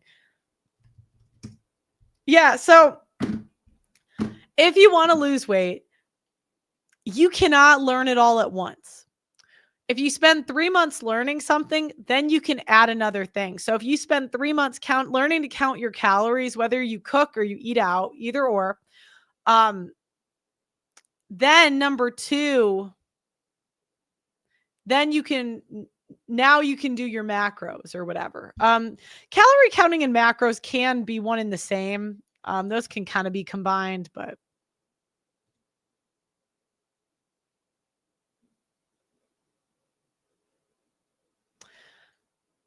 Chipotle would be better if the rice was salted. Oh no, it's pretty high in sodium actually, because a few things you should know if you're trying to lose weight.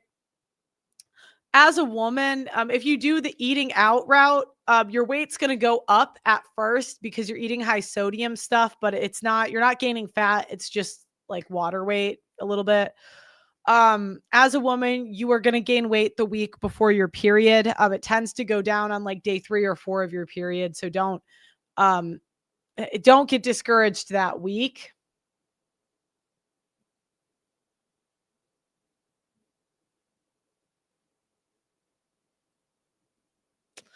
Other people have done this in different ways. I'm just saying what worked for me was, again, I only have so many hours in a day.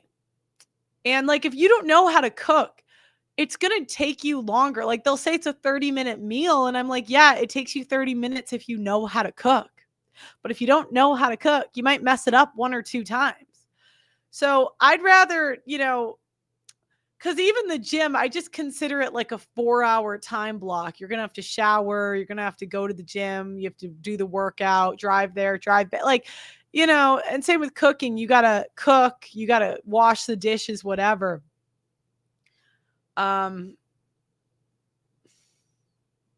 Meal prep once a week. Yeah, I personally think that's the best way to do it. I've done sauna. I don't really think that helps that much.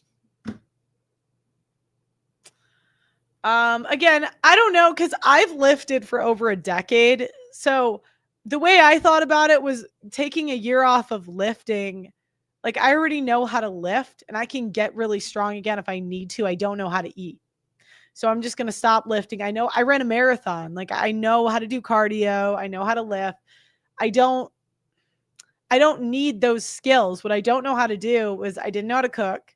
And there's a few skills even in cooking, like one skill that you're going to learn is cleaning while you cook.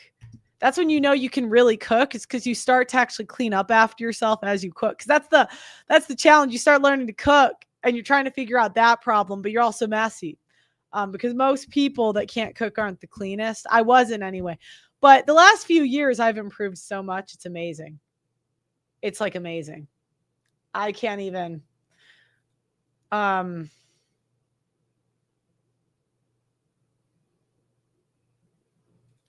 Mobility I still suck at, but I'm working on that now.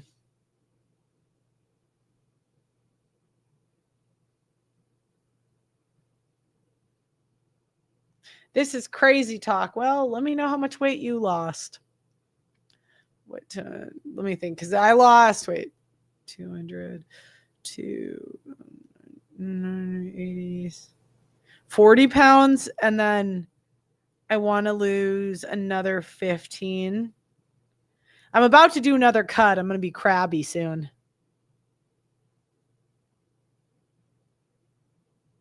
I'm going to do a full video on everything I know about this, but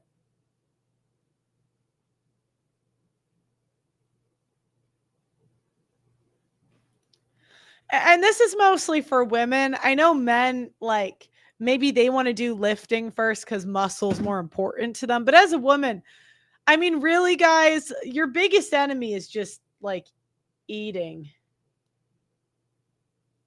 She's right about everything except not lifting. Had she, well, okay, I might have a different opinion if I didn't lift, but you have to understand, I could lift. When I stopped lifting, I was almost at like a 300-pound deadlift. So like, how much stronger do I need to get? I think I was at like I don't remember, because I would do sets of 6 or 7, but I calculated what my 1 rep max, and I think when I ended, it was like 3 something. So I just thought, if I'm at like 2 something when I get back to it, it's fine.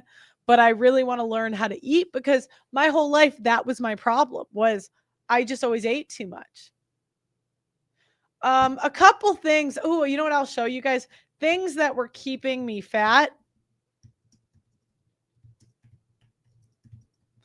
Number 1, I would put sugar coffees.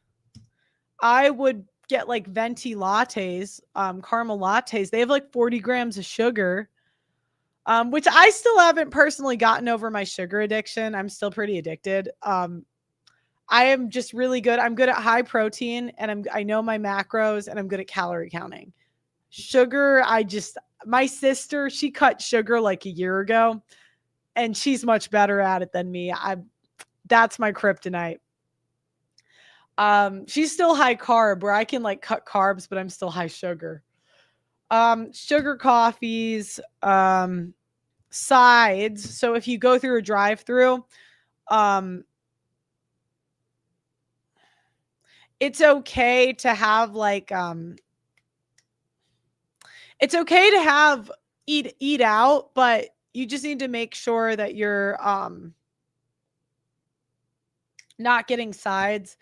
If you drink, you basically need to be 0 carb.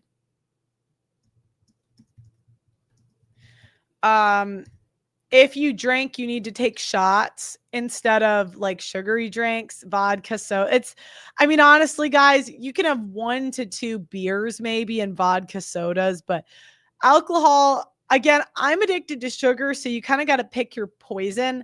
I think you can have 1 bad habit and still be relatively thin, but not 2. And I've just never been able to cut sugar. So I've never been a big drinker, because I really struggle with eating. Let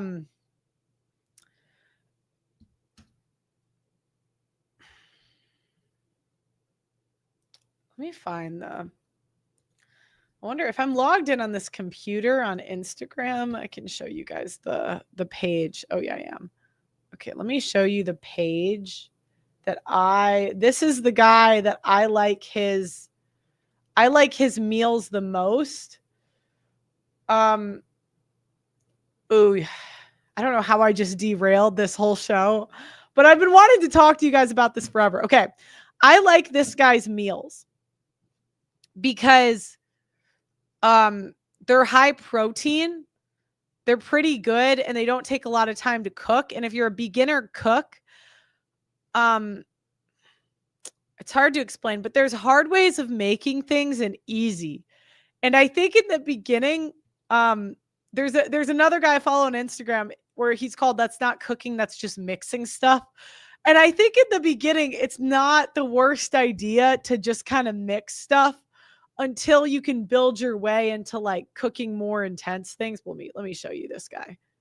12 eggs, 1 cup of egg whites, peppers and onions, pre-cooked sausage, Kinder's cowboy butter. Mix it all up. Once your eggs are cooked, a full bag of fat-free mozzarella and a cup of salsa verde. And then put this onto 6 low-carb tortillas, wrap them up, and heat them up and enjoy all week long. Yeah, I really like his food. I've made like 3 of these. Oh, I love this. For the Starbucks people, this is good. Frozen bananas, pumpkin, cold brew, Greek yogurt, cinnamon protein powder, pumpkin spice. Blend it. You get the best way to start every fall morning: caffeine and 45 grams of protein. I like this guy's food.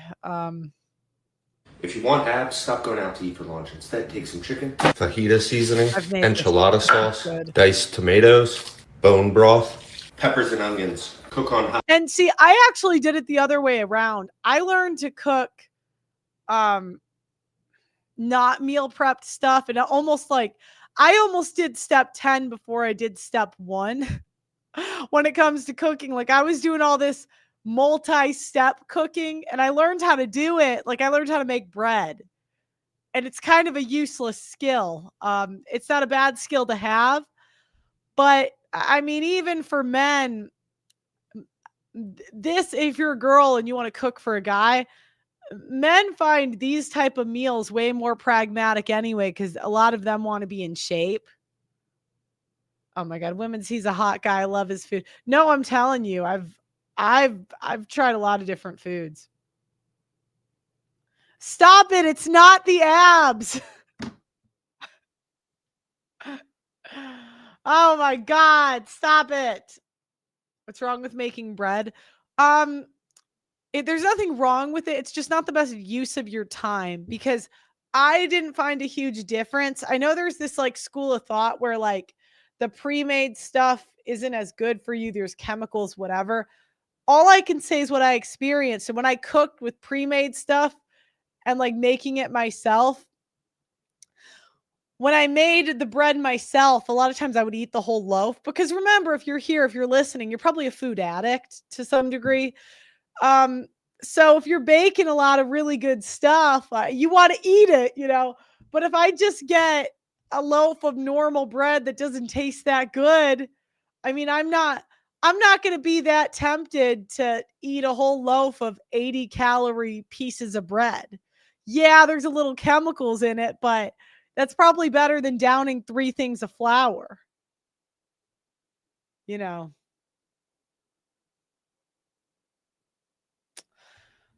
This guy is my favorite pre-made meal guy.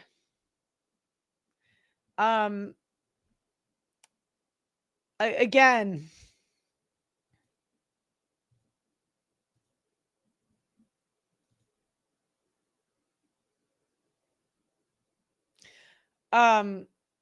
I have found that when I want to overcome a bad habit, and I'll give you some bad habits that I have that I'm either in the process of overcoming or I overcame them.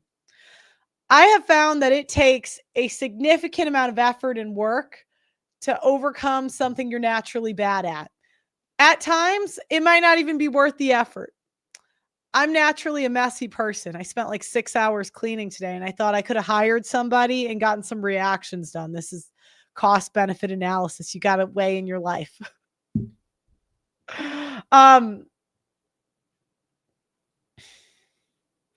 I have become a lot less messy as a person. I'm still I'm just a messy person. I've gotten a lot better. And it's taken me about 1 to 3 years, I would say it takes to overcome. Eating, I started overcoming my bad eating where I paid really close attention to it. It was about a year ago. I'm about a year in. I've gotten a lot better. I expect it'll take me another 1 to 2 years.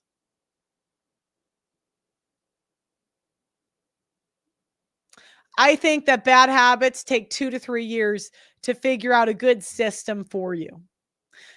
In the last 2 to 3 years, I did a lot of trial and error. I only ate out for a while. I actually personally, for my weight loss, I found the most success eating out twice a day to 2 places I really liked. Currently, I'm going the cooking route where I'm just pre-making meals. There are benefits to that.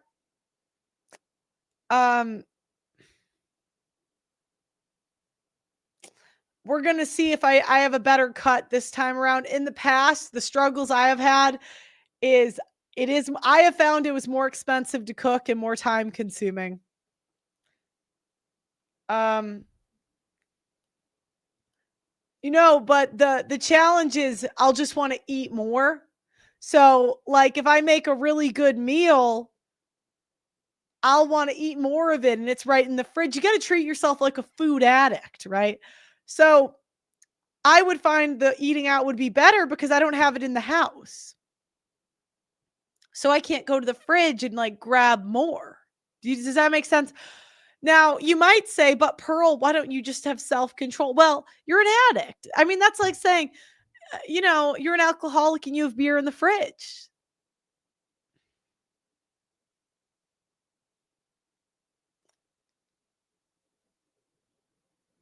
Cooking takes less time than commuting to eat out. For me, it didn't. I'm just being honest because I was so close to Chipotle and Culver's. Like it was like down the road. It didn't take long at all. I would eat it in my car. It would be like a 20-minute ordeal. It would be so fast. But I did find, so I found that the eating out was a good first step to just do the calorie management. And then once my body got used to eating that much, then I switched to cooking because now I have a little bit more willpower. I don't know, you're men, so you might just have more willpower. You know what I mean? Like, I'm saying this from the point of a woman.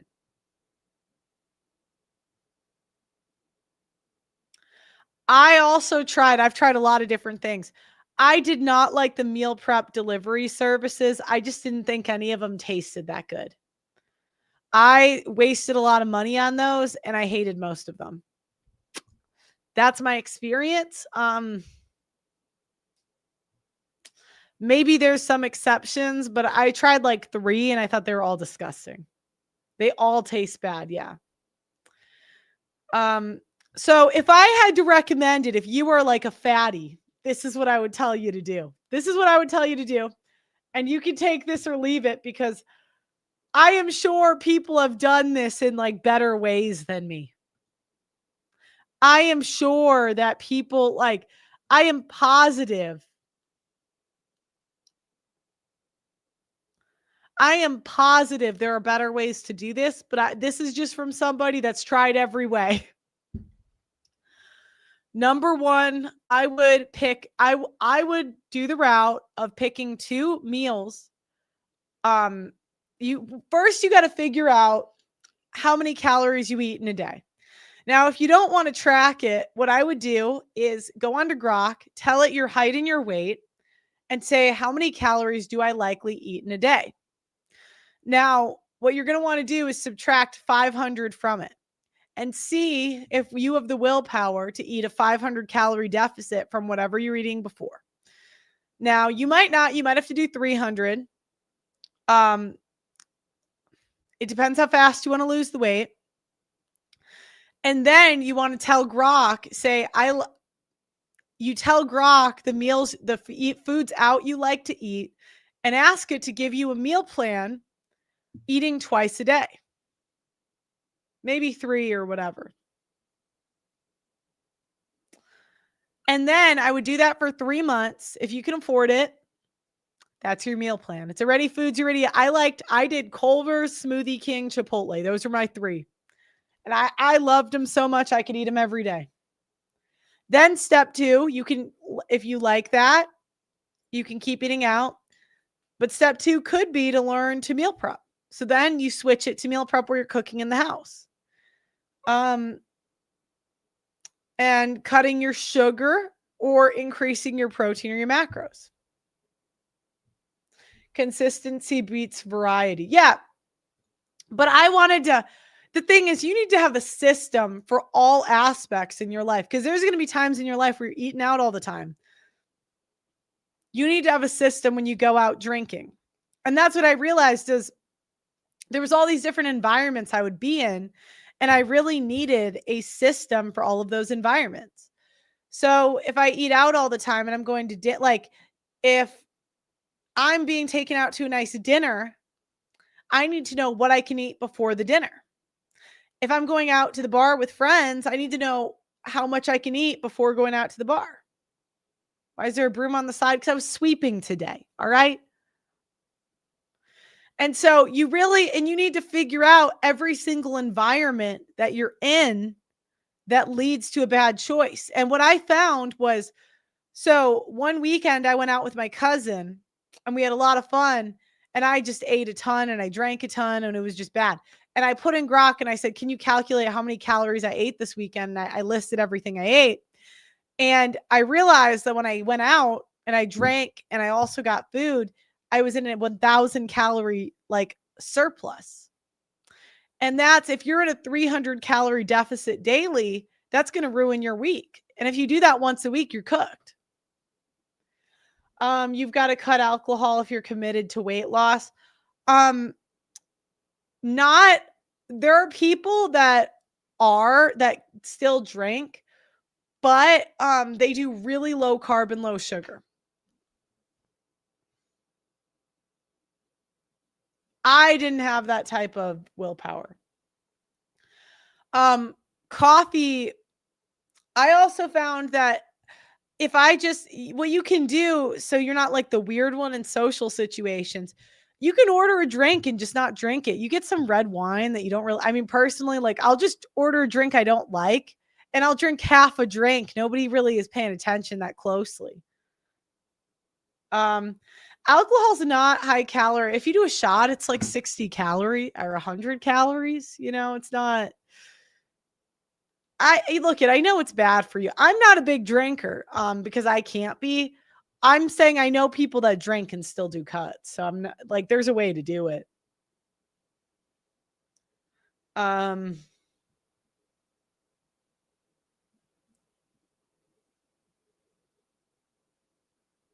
Yeah, I've heard some people smoke or do coke. Not me.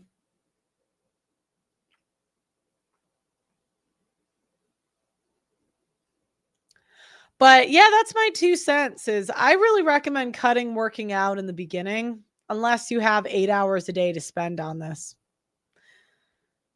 For the first 3 months. For the first 3 months, you need to learn how to eat first. You can add in working out later. That's a later problem.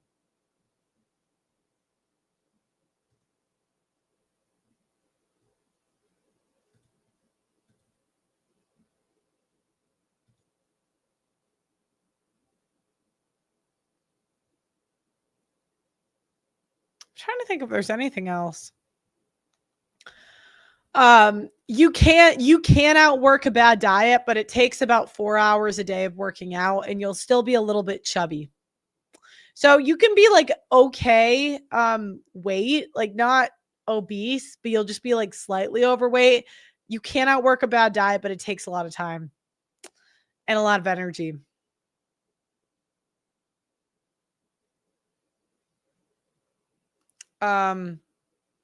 Like I was still a healthy BMI in college when I was playing basketball, but those were like 3-hour practices and I was really tired after, so build your own system. Yeah, I would not outsource the work of a lot of times people want to buy other people's like diet systems or meal plans or whatever. And it's because they don't want to count the calories and learn the nutrition themselves. That's what you're trying to skip that step. I don't recommend skipping it. And the reason is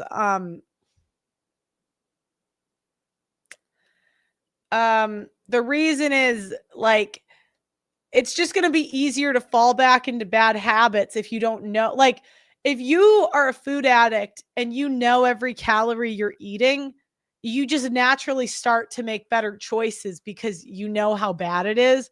But usually it's a lack of knowledge of how bad you're eating. Like I used to get these venti chai lattes from Starbucks. And I don't remember the last time I got one. I'll either make my own coffee at home or I'll get like the iced brown sugar latte, which is like 150 calories. It's still high sugar, which again,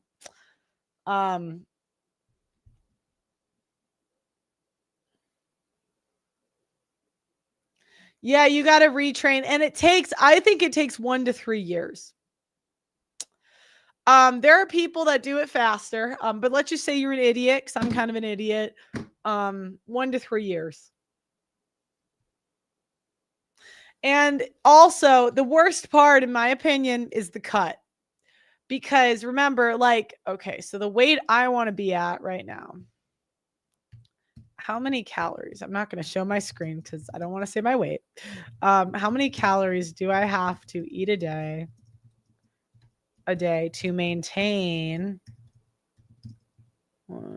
be at 110 are at 6 feet tall. Okay, let's see.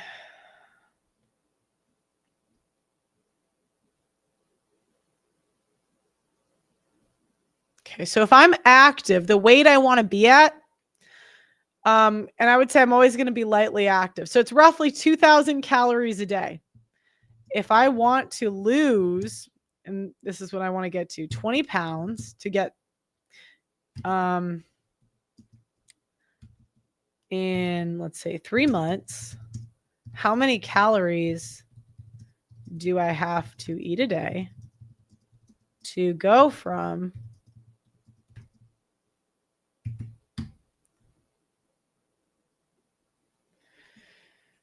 20 pounds is 70,000 calorie deficit. So this is the worst part. It's the losing it because, okay, wait. Blah, blah, blah, blah.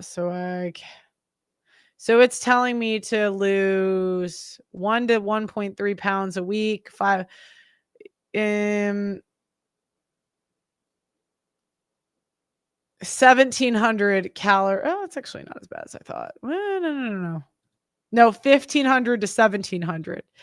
Yeah, so it's like once you get to the weight, you can eat a normal amount of food. Not like you were eating before, but you're not hungry. But I've found, and I've calculated this, when I get to like a 500 calorie deficit, that's when I'm freaking hungry. 200 to 300, you're not hungry, but you lose the weight so slow, it's kind of demotivating.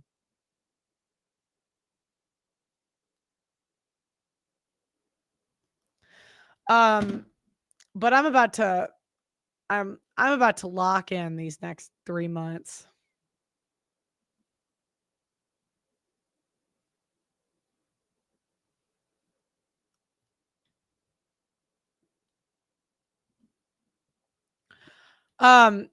So you have to understand, if you're overweight, it's going to take you longer than you think, because unless you're willing to starve yourself, it takes forever.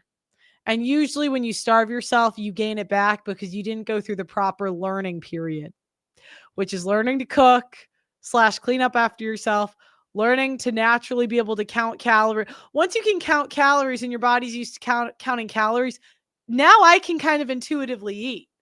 But it was a skill I had to learn. Like, I could not intuitively eat 2 years ago because I would intuitively eat freaking everything.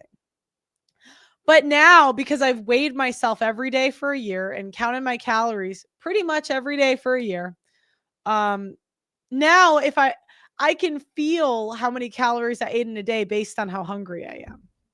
But that took me. Nobody starves themselves. No, you kind of do starve yourselves. Like, if you lose 10 pounds in a month, you're going to be pretty hungry, which is fine. Some people get used to it. You look fine at your current weight. I don't care. I'm getting there.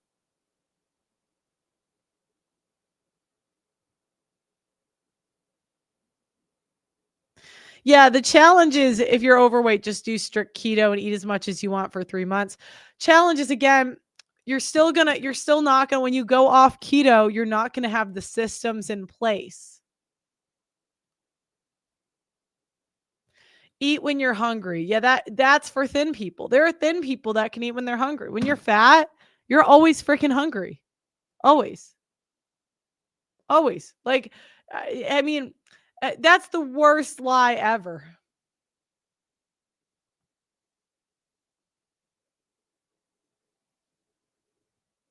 Anyways. Okay, I'm ending this show. That's my nutrition rant. Take it or leave it. I'm not an expert. I'm literally just, as someone that's done trial and error for pretty much everything.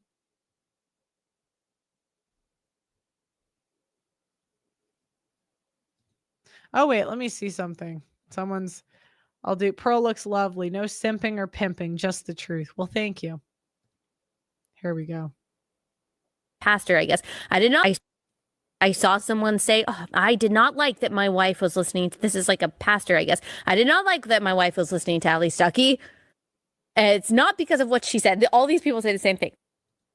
What she says is right. What she says is true. But I don't like how she says it. Boo-hoo. That's what I hear. Wah, wah. You sound just like the little high school progressive girls with their pronouns in their profile who say, you have a mean tone when you say.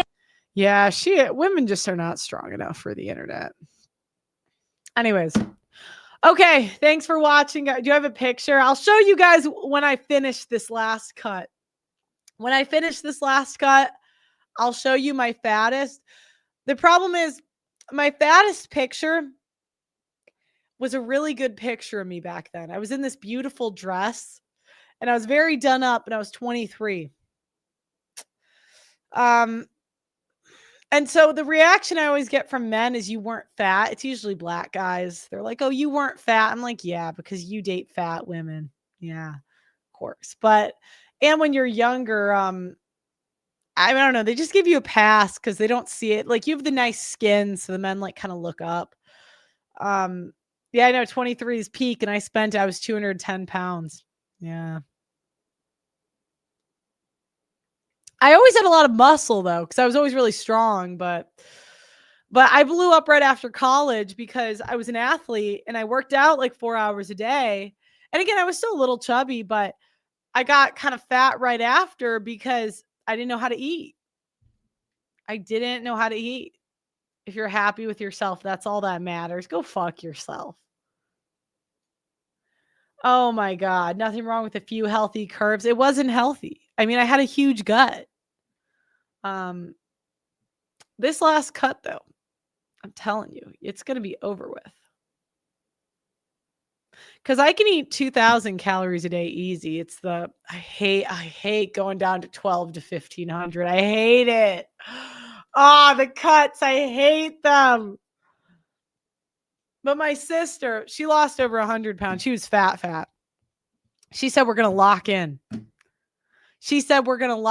And she's like, I'm catching up to you in weight. I'm going to get thinner than you. And she's like, we got to lock in. And I'm like, I guess we're locking in. I was like, all right, if my sister's locking in, then I'm locking in.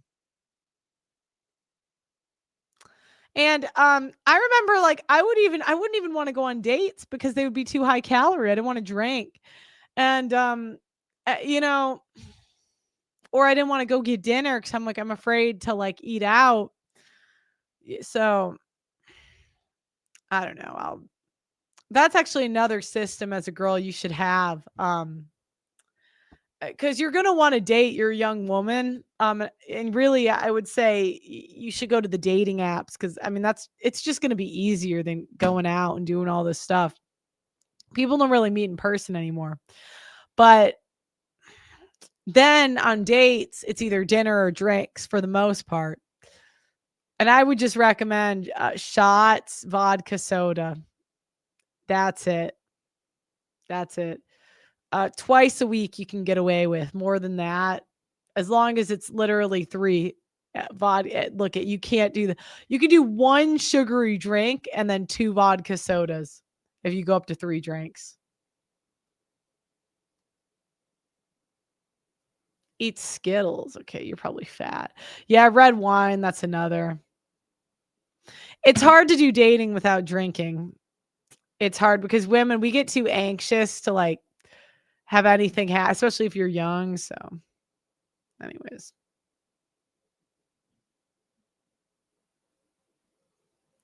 All right, guys, I gotta go. I gotta end this stream. I'm having a good time with you guys tonight, even though I'm going real off topic. Anyways, guys, like the video, please subscribe to the channel, and I'll see you next time. If you want, go to theaudacitynetwork.com and sign up for my $10 a month membership. It does help support the channel because I do have to struggle stream. So, I'll see you guys. Bye-bye.